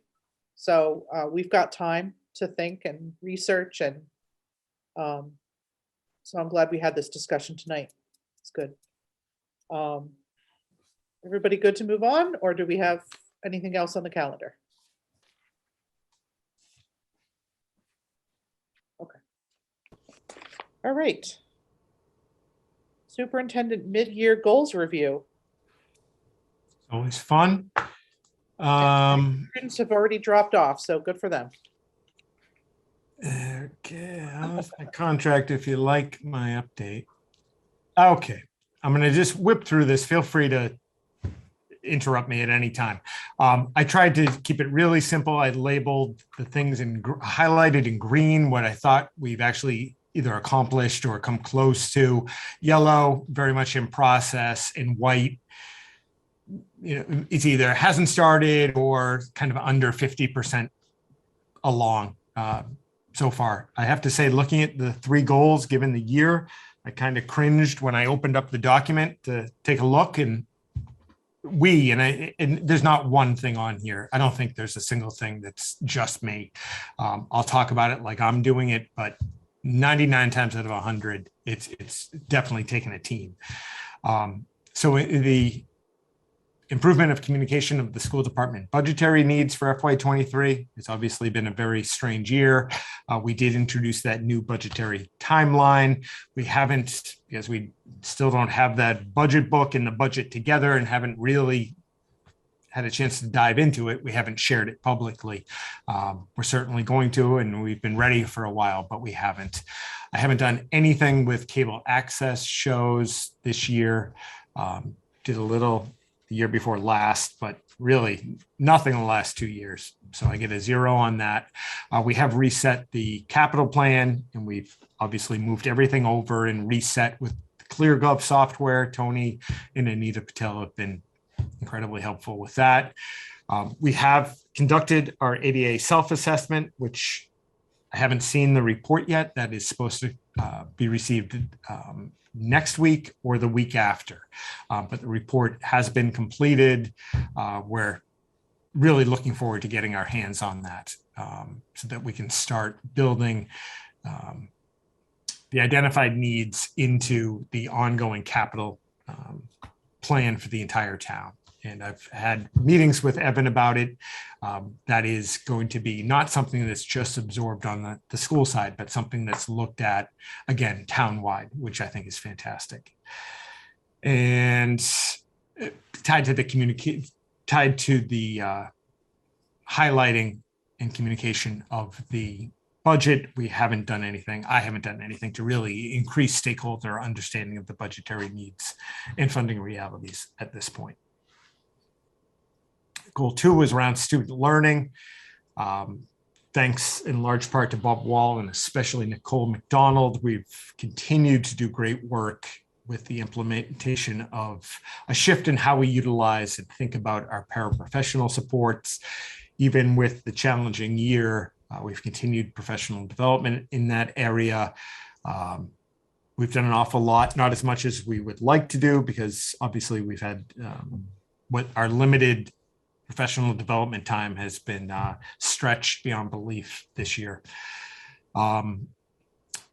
They have, I put it in white, the assessment in building on our co-teaching. That was going to be last summer, hoping that we'd be out of COVID largely.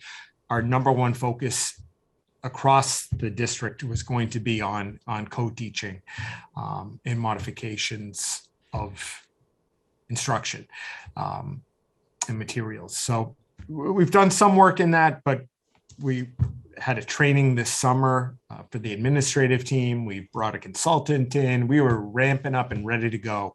And obviously kind of went off the rails a little bit of no fault of anybody's. So we're going to restart and push that forward next year. We've done, again, I couldn't be more proud of the work we've done around specialized programming. In the next few meetings, I hope to be able to speak with our special ed department and Anita Patel about some very exciting potential work that we're going to be doing in the School to Work program for our 18 to 22 students. And we've done earlier and better work with transitions than we've ever done in the past. For example, our students transitioning from specialized programming in the 8th grade into 9th grade. We did a pretty good job with it in the past where, midwinter, we'd be having meetings that would ramp up throughout the spring. We've already been having those meetings in the fall this year, so we've never done it so early, and the results so far have been very positive. You're going to hear about the senior internship program and the expansion of it when Kevin Carney presents the high school school report, I believe, at the next meeting. But that's been fantastic. Again, Kevin, Karen Mealy, Jason Cody have done wonderful work with that program. It'll be great to kind of bounce back from COVID and really see that program flourish in the coming year. Tim Fouth mentioned it earlier, and so did Roseanne, that the increased coordination we're doing between our high school counseling and our middle school counseling program. So you already heard about some of that tonight. And so that work's been fantastic. And not to say that we haven't assessed scheduling at schools. We were hoping to do a lot more of that this year to pilot some things, but we've been stretched just so ridiculously thin in terms of staffing that really hasn't come to fruition yet. And last but not least, goal 3 was strengthening our collective ability to meet the needs of all students. We have introduced and begun utilizing our new data system that's tied into PowerSchool. It's been fantastic so far. Lots of literacy data, lots of math data, weekly meetings about that data, how to utilize it, and how we can collect even more impactful data moving forward. So that's been great. Jenny Duross and Lisa Rice have been instrumental, and Kristen, in that effort. Kristen has worked closely with the GTA to streamline the evaluation system. So that's in keeping with the efforts from DESE, but we want to make it as effective and as efficient as possible, especially this year where everybody is stretched. Again, we want to make it as impactful as possible with the limited time and the limited staff that we have on hand, and that's been great. We've continued a wonderful partnership with Shrewsbury Youth and Family Services. It's been it was valuable pre-COVID. Now it's been absolutely just indispensable services that we're able to provide, especially with the coordination of wraparound services. So we can provide really strong services when students are at school. They're at school in the grand scheme of things about 10% of their time. It's that other 90% that often gets missed. And through Shrewsbury Youth and Services, we're able to connect students and families with services outside of the school that are also connected to the services being received in school. So it's a great partnership. I did have I've kind of restarted the conversations with the superintendent and some other staff over in Millbury. Right before COVID hit, we had a joint meeting with Millbury and with a couple of different agencies. We were going to collaboratively put in 4 grants to split part-time access to a cessation counselor to work with our middle school and high school students as needed, split between Grafton and Millbury. That got derailed, obviously, and we're now looking to kind of start that up again. We did have a beautiful, just absolutely perfect plan for formalizing ongoing school and classroom visits. We included the entire central office. We did start those every Tuesday and Thursday for numerous hours. We were going. It became a nice to have, and we ended up shifting. That time was, instead of being visiting in a kind of an informal but structured way into the classrooms, instead that time's being used to cover classes, to cover lunch duties, to cover recess duties. Kristen and Gabby Knight today went over to North Grafton Elementary School and covered all of their recess duties to allow teachers and staff to have collaborative planning time. So wasn't what we expected to do, but I think it's important in a lot of ways, and it makes a real difference. So we're going to stick with that until we bounce back in terms of staffing. And then, as you know, we were going to do the full equity audit this year. We've added an equity coordinator, which has been fantastic. The costs associated with doing full equity audits have skyrocketed over the past year. For Grafton, which is a relatively small district in the grand scheme of things, the prices were twice what they were even a year ago, where to, again, do a full equity audit like we had been talking about for years had jumped from, say, $30,000 to $70,000 plus. Obviously, we don't have the funding to go forward with that. We took a step back, and we're going to look at how we can basically break that up into pieces. So we wouldn't do one huge full scope equity audit, and instead break it into subcomponents and do pieces throughout the year for a few years in a row to be more cost effective. If we shrink the scope, there's more of the pieces that we're able to handle and manage internally, as opposed to depending on an outside agency. So we're working on that right now, and I expect to bring that back to the school committee in the next couple of months. And I think that's all I have. Yep. Great job. Thanks. Anybody have anything for Jay? Thank you very much, Jay. Let's move on to the superintendent contract, and then I'm going to pause briefly to reevaluate the rest of our agenda for the night. I'm keeping an eye on the time. Don't think I'm not, because I am. Kristen, I believe, is going to present this. Yes. So as you know, the superintendent contract is the last of the contracts to be negotiated. And that's by design typically. There is a copy of the proposed contract in your folder for your review. Some of the highlights, the term of the contract would be July 1, 2021 through June 30, 2024. It is a 3-year contract, which is in line with the other contracts that we have. The wages for FY22, which is this current year, the increase is 2.5%. Subsequent percent increases would be voted on by the committee, typically after the superintendent evaluation in the spring. New this year, a buyback clause for unused vacation days. So 5 unused vacation days could be bought back. The superintendent would have to identify those days by June 1st of the fiscal year. And then the holidays we updated the holidays to include Juneteenth. I think that's it. Any questions? Questions for Kristen?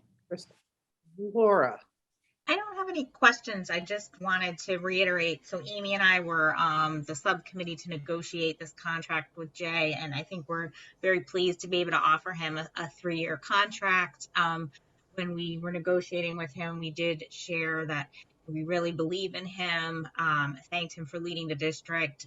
He always and should complement the rest of the team, and I know that we couldn't do it without everyone, but he is our leader, and he, I think, to me, is the most valuable asset to the district, and we wanted to reflect that in his contract.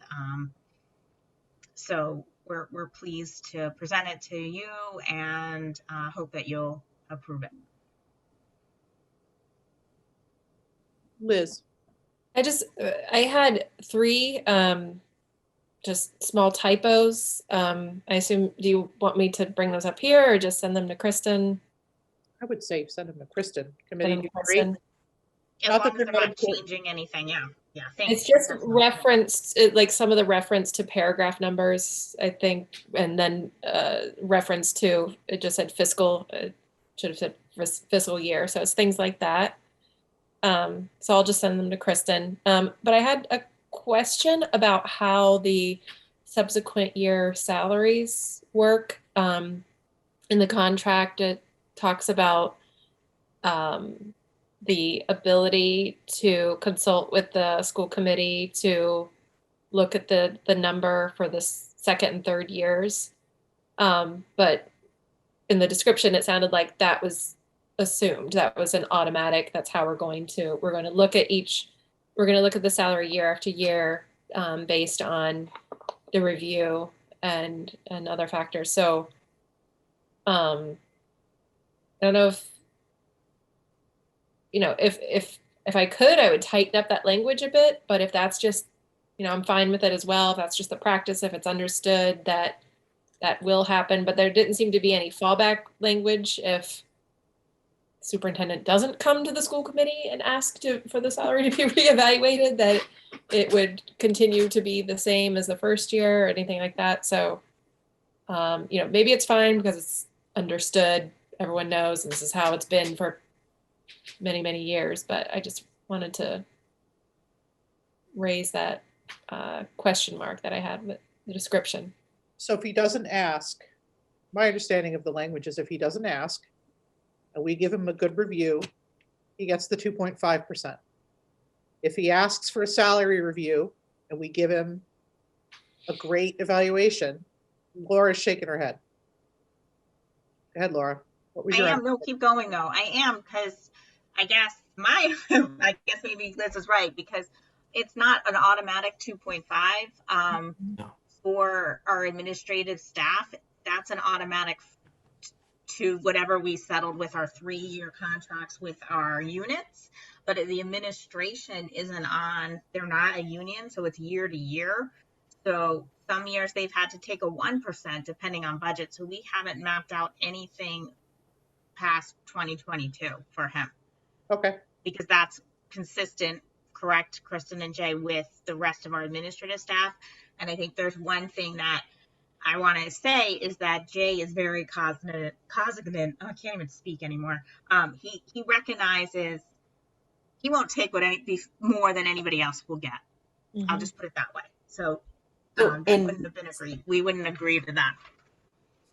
So typically at the evaluation review, the committee would vote on what that percent increase for the following year is. This 2.5% that is on the screen here for this current contract is actually the year that we are currently in. So Jay did not receive an increase for this current year yet because his contract was not negotiated. Correct. Mm-hmm. We already, I think, voted on that 2.5 for him. I think. I might be wrong. Yeah. Liz? Yeah, so I would suggest a clarification in the language. 3A, for example. Is that okay if I read part of it? Good. Yeah, okay. The last sentence says the superintendent's salary for fiscal years 2023 and 2024 shall be as stated in this subsection, subject to subsection B. I think what that's trying to say is that it will be the number that was stated in the sentence above, which was for fiscal year 2022, right? Is that what it's trying to say? So shall be as stated in this subsection means it's just a little unclear to me, I guess, in the language. I think that's what it's trying to say, but I just want to make sure I'm understanding it as well. So I think what I'm hearing the committee recommend is that we send back to legal and have them review that section for clarity. Is that correct? It could, or if I'm reading it right, it's a little fuzzy, but maybe it doesn't have to change. If I'm reading it right, if I'm interpreting it right, then I would say I'd be okay with it. At least I would. But is my reading of it correct? When it says as stated in this subsection, it's referring to the fiscal year 22 number that was stated in the sentence above. Yes. Yes. Okay. Yes. And yeah, okay, then My I, information as well. Sorry, I Okay. had to get it in front of me. I'm a visual person, Laura. I mean, Liz, sorry. I had to get it up in front of me. That's why I wasn't. yeah, no, I have to look at it too. Yeah, no, I agree with that interpretation. Okay, as long as that, if that's correct, then Yeah. as long as I think it's was reading as it ought to, then That was our intent. okay. With All me. right. All right. Do we have the number, Kristen, what that brings the salary to? Do you have the number? I meant to write it down and I didn't. The 2.5%, Yeah, when you add or that, the, what's so the actual that, salary? what is in the contract is the actual 2.5% increase. Okay, hold on. All right.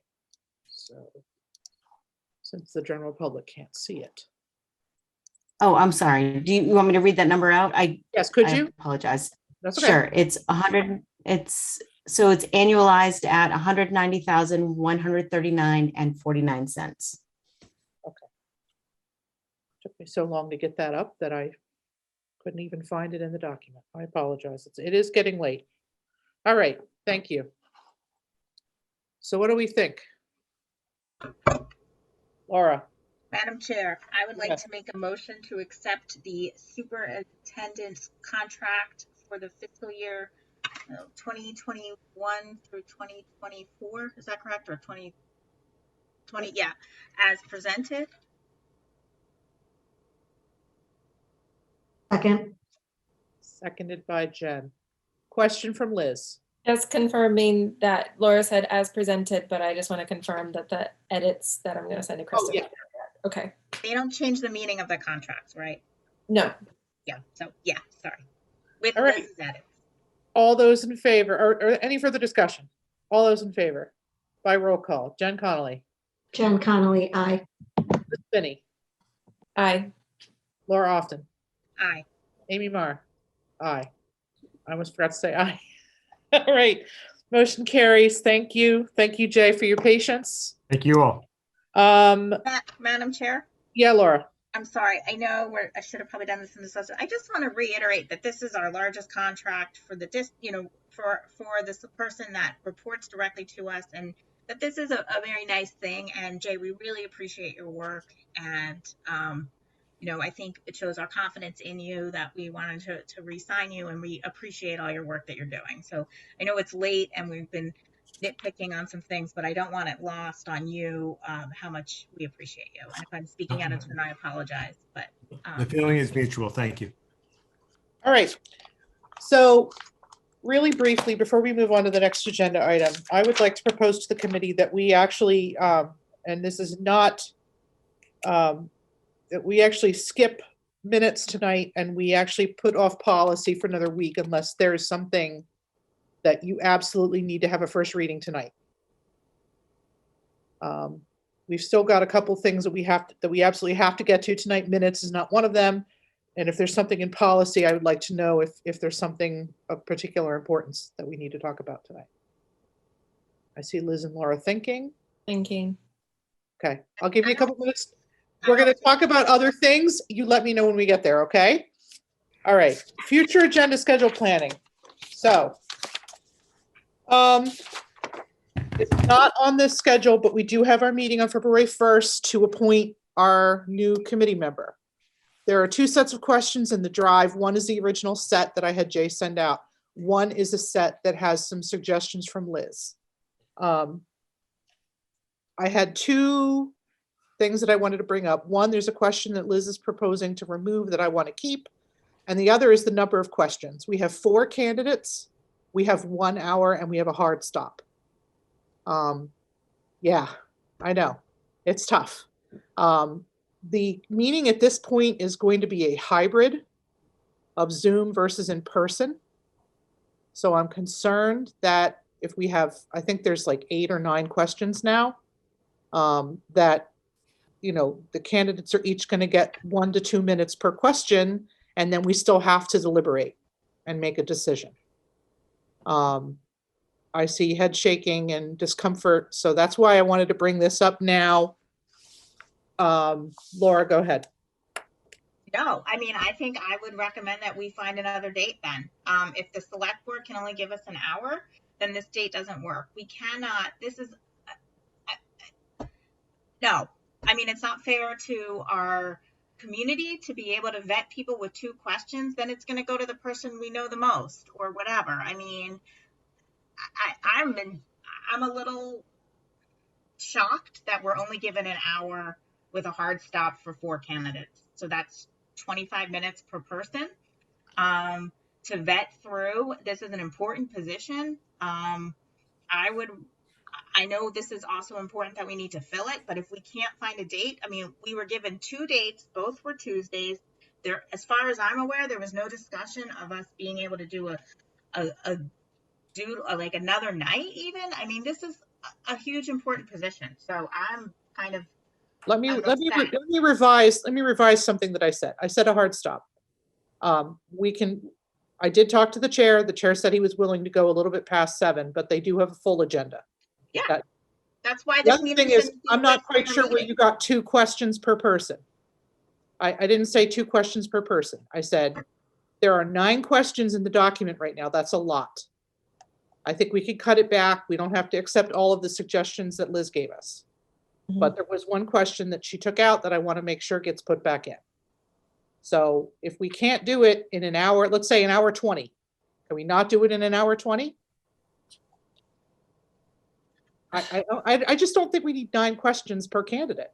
That's 2 different conversations, I guess. Okay. I don't think we I've necessarily. been through this 3 times. I would say you I don't know.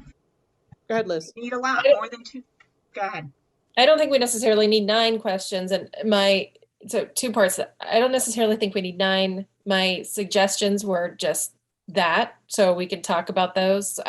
It was more of a document to send to get to everybody's eyes, so that maybe we can whittle it down to a couple fewer questions, perhaps. But I am with Laura. I think an hour is, even if we go a little bit over, that's not enough time. No, the document currently has 12 questions, and it says 20-minute time slots for each candidate. That was left over from the original. I don't think we can get through 12 questions in 20 minutes. I think 20 minutes per candidate is reasonable. That would put us in a good position. 20 minutes per candidate times 4 is 80 minutes, and it's not going to take us more than 20 more minutes to decide, correct? I think it could, because we've deliberated before for a while. We have 4. I've never done it with 4 before. We've only had 2 in the past. Every time I've done it, I've never done it with more than 2 before. I'm a little concerned about the time constraints. There are some, I agree that we could take some of the questions. They're a little redundant. And there's some questions in there that were added that I don't think need to be asked. We want to get a feel, but if you think about, people come out for this because they think it's maybe easier than running. But when somebody runs, and granted, they're only on for a few months, so it's not, it's not a full, but, we appointed Jen Conley. She's been with us for 7 years. So, which is wonderful. But to give the voters, to give the community a chance to get to know somebody, I don't know. I guess maybe the thing is, and I'm sorry if I jumped the gun, I guess I was surprised by that, Amy, so I apologize. Is to look at the questions and see what our real priorities are, and then make an honest decision if we think we can do it in the allotted time. Maybe that makes more sense. And maybe that's what you were suggesting. Yeah, I think I would like to go through the questions. Fair. See what makes sense. See if we can whittle it down, because that does seem like a lot of questions. And as you pointed out, I mean, if we don't do this on February 1st, the election is May 17th. Like, it's going to take another 2 weeks to find another date. Yeah. Because we're going to have to come up with dates, and then we got to go back to select board with dates, and it's going to be a whole thing. Yeah, no, I agree. I guess I just feel like I wish it maybe had been a priority, and I feel like that's upsetting to me, and I will say that on the record. Okay. Let me see. But yeah, we can make it work.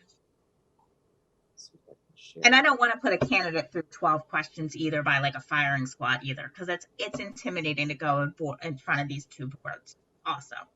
right, I can you think the do- goal the first time was so that everybody could ask a question. So there's 9 of us. So I think maybe that was it. So everybody had a chance to speak.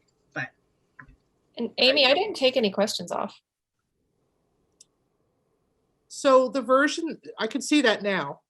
Okay. The version that I got in my email looked like one of the questions had been taken out. And I don't know if it's the way the markup appeared. So I take back what I said. Okay. On my screen at home, number 7 was taken out. Hmm. And I feel that that's a very, that question is very telling. And I would like to keep that in.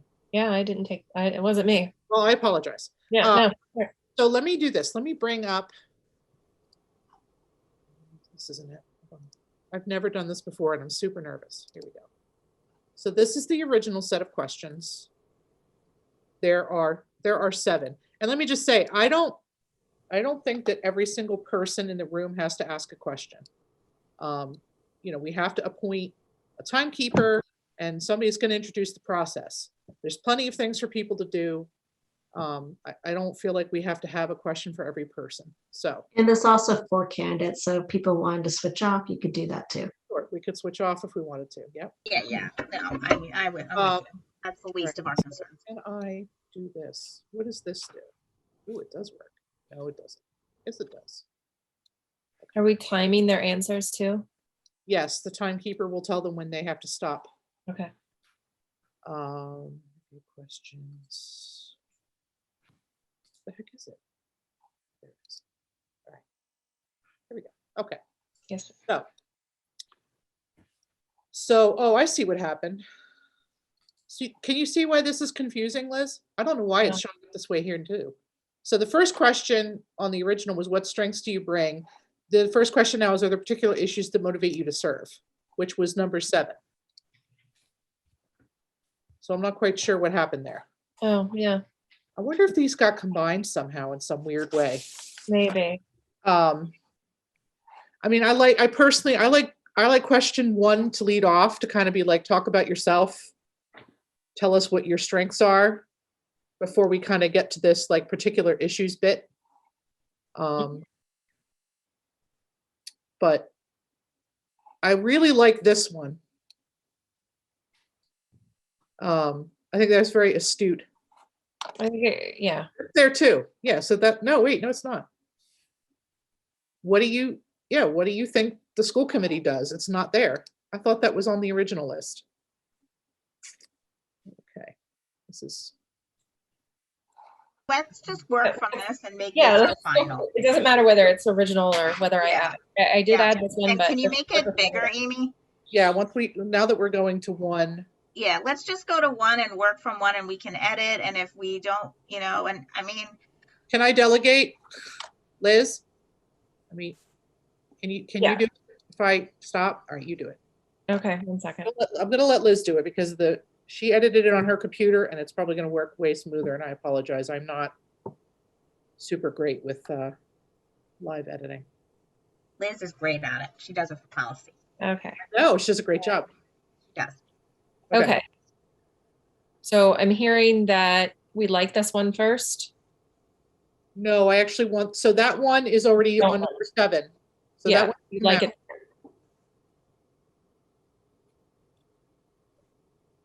Okay. I want to hear what they think they bring to the table first. And then what do they think we do? Does everyone agree with that? I mean, I don't think number 3 is, I guess it's good to weed out it. Sometimes people think they come on the board for different reasons. So. Yeah. Mm-hmm. I think it just goes, like, I want to see who's done their homework. Yep. Who knows what they're getting into. Yeah. I like long meetings and walks on the field. I thought that was Jen that said that. The occasional post-meeting margarita. Yeah, we got to do that. So I think these are kind of similar. We might hear similar things. Yeah.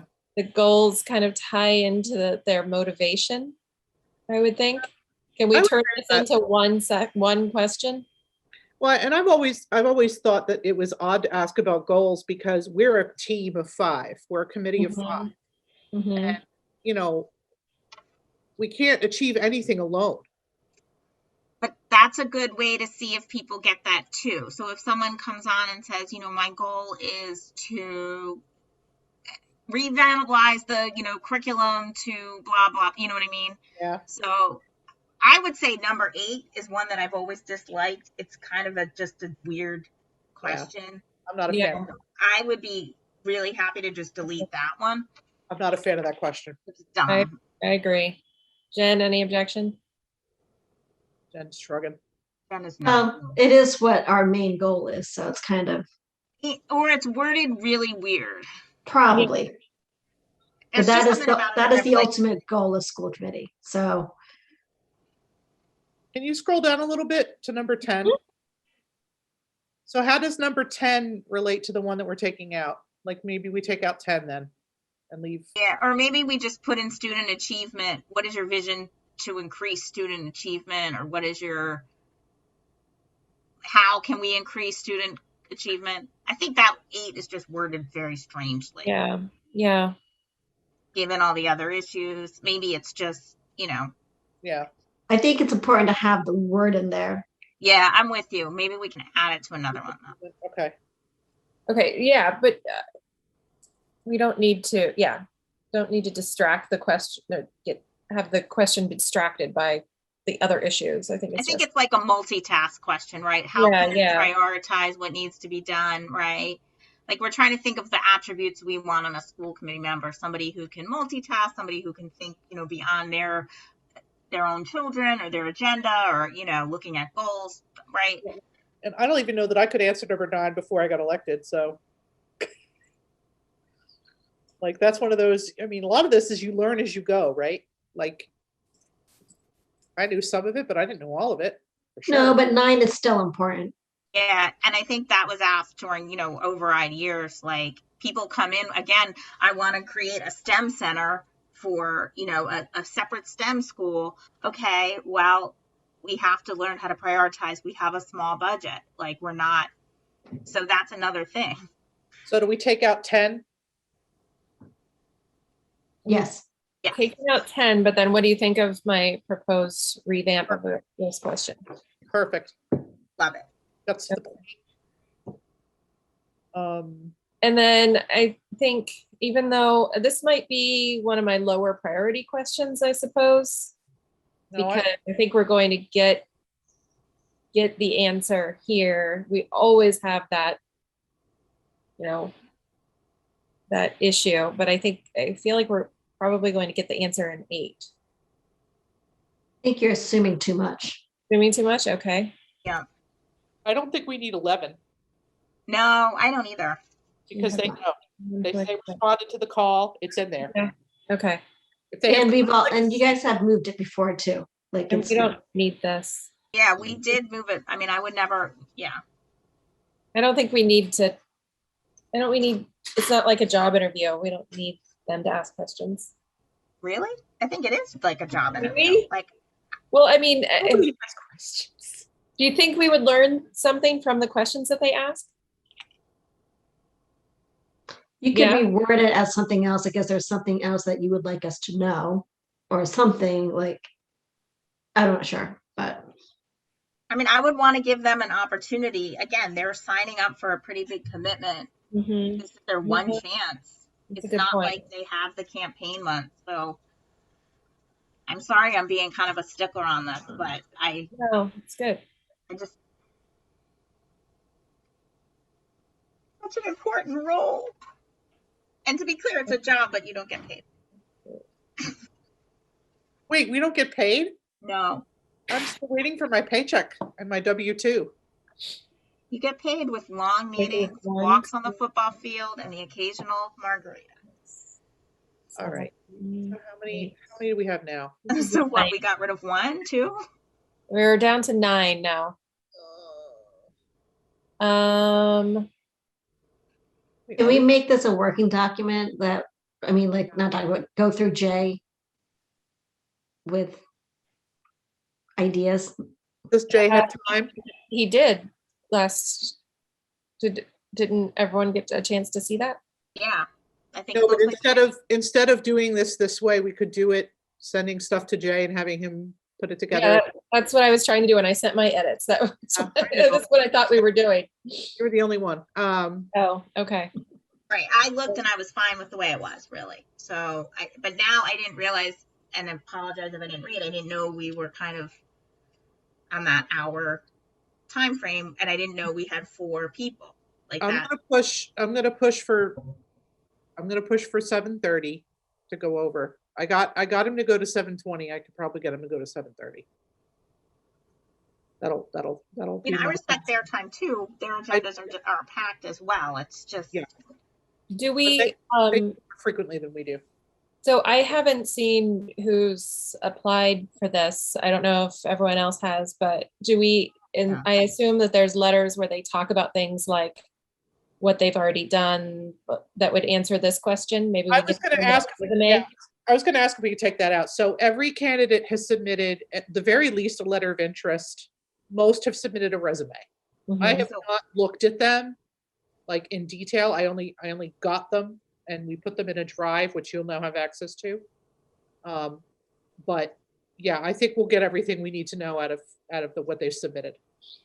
So Okay. I take that okay, out. great. So now we're down to 8, Mhm. which is a good. Well, maybe that goal one I could go off to then, because it seems like maybe 6 and 7 might be the same. Oh no, we edited 6. Yeah, 6 and 7 might get the same result. Mhm. So the goals and the issues might be similar. So I could get rid of 6 now that we're going back through. Okay. Any objections? Nope. All right, down to 7. Okay. I feel better about this. Yeah. I think we can do 7. Working. All right. Okay. I think so too. 7 times 2 minutes. Plus the questions might not be long. I mean, they might not have any. So that's like an open-ended. And we just need to make sure if we have an hour and a half, we just need to make sure there's not a lot of chit chat in the beginning, that we get like right down to business, ask the questions, do what we need to do, and just don't mess around. Do you want to scroll down real quick for me, Liz? Because I wanted to, we need a timekeeper, and we need, what's the other thing? Introduce We'll introduce the process to all candidates. This is just a named person, and we don't say how many minutes for each question. So Yeah, well, we need to figure that out. I think it's at the top. If you go back up to, see, this is weird. Oh, did think I it's miss at the that? top. 2 2 to to 3 3 minutes to tell us about themselves. So Okay. there's that. We have to add that in too. So that's I think, that's okay. 12 minutes out of the beginning, at least, plus transition time, 15. So, yeah, I think it's good. So who would like to be the timekeeper? I'll time keep. You will? Okay. Sure. I know how Amy, you're going to be running this, right? Even though we're joining the select board, you're. So I know I have to call the school committee portion of the meeting to order. I should be the one that introduces the process. Yes. To the candidate. So I have to write up something quick. So I have to read it over and over again. So I won't ask a question. Because I'm going to do that. So I won't be one of the question askers. Peter has said like he'll do whatever. Yeah, whatever they're just there do. because it's in the charter. I mean, and we want their input. Right. Yep. They're very important. And our votes are the same, correct? Yep. So there's 4 of us and 5 of them. Yeah. And they all count equally, so nobody can tie. No, There can't be a tie. unless somebody doesn't come Oh, on the select board. okay. But they're pretty good, I think, with attendance. Okay. But So- one time we didn't have everybody, and there was. Are we okay with this list of questions before I have Liz kind of take it off screen? And then Liz, if you can accept the changes and get this set, Mhm. That would be awesome. Thank you very much. Of course. I'm good with it. Laura's good with it. Jen, you good? All right, one more thing, and then I swear I'm going to let everybody go. So I mentioned it's going to be a hybrid. The municipal center is opening February 1st. So I will be here in the building. I know Peter has said he will be in the building. We will wear masks. you have the option, if you would like, to participate from home or in person. However, we're going to need to know which one's which so you can get a panelist link. So if you don't know tonight, that's fine, but I need to know like by the end of the week what you're going to do. I'll do it in person. Okay. That's one. If you Me can, too. I'm in person too. oh, well, that makes it even easier. Yeah. Okay, great. And Peter said he'll even bring extra N95 masks if people would like the super duper ones. You can have one of those. All right. So I think we're in a good position. I'm gonna follow up with Peter and make sure he understands that, you know, we need the extra time that he and I discussed. He should know. I don't know if he knew there were 4 candidates. Yeah, exactly. That's a lot, which is is a awesome. lot. Like, Isn't woohoo. it though? I was shocked. I'm- All right. So unless there are any objections, I would like to call for a motion to adjourn. Well, we were considering whether to put forth policy. The reason I think Laura and I were hesitating not to put words in Laura's mouth was we do have at least one policy that talks about a new member. So I don't know, Laura, you think it can wait? Or I think it can we're certainly okay? wait because even if we pass it, we'll have time to get through that with the new member within a couple weeks. So Yeah, they'll okay. join us at our next meeting. This can be their first, and they can weigh in on maybe what they would like as a new member. So I think that's okay. I think that's great. Okay. And I think it's fine. And we already have that. It's already a policy anyway. So we made some edits, but It's just an edited one. Yeah. yeah. Before I'm fine with we that. adjourn, I would like to congratulate former school committee member Maureen Cohen on being appointed superintendent of the Mendon Upton schools. I know she's not watching live, but congratulations, Maureen. We miss you and we love you, and you're going to be awesome. All right, That's now great. I'll take a motion to adjourn.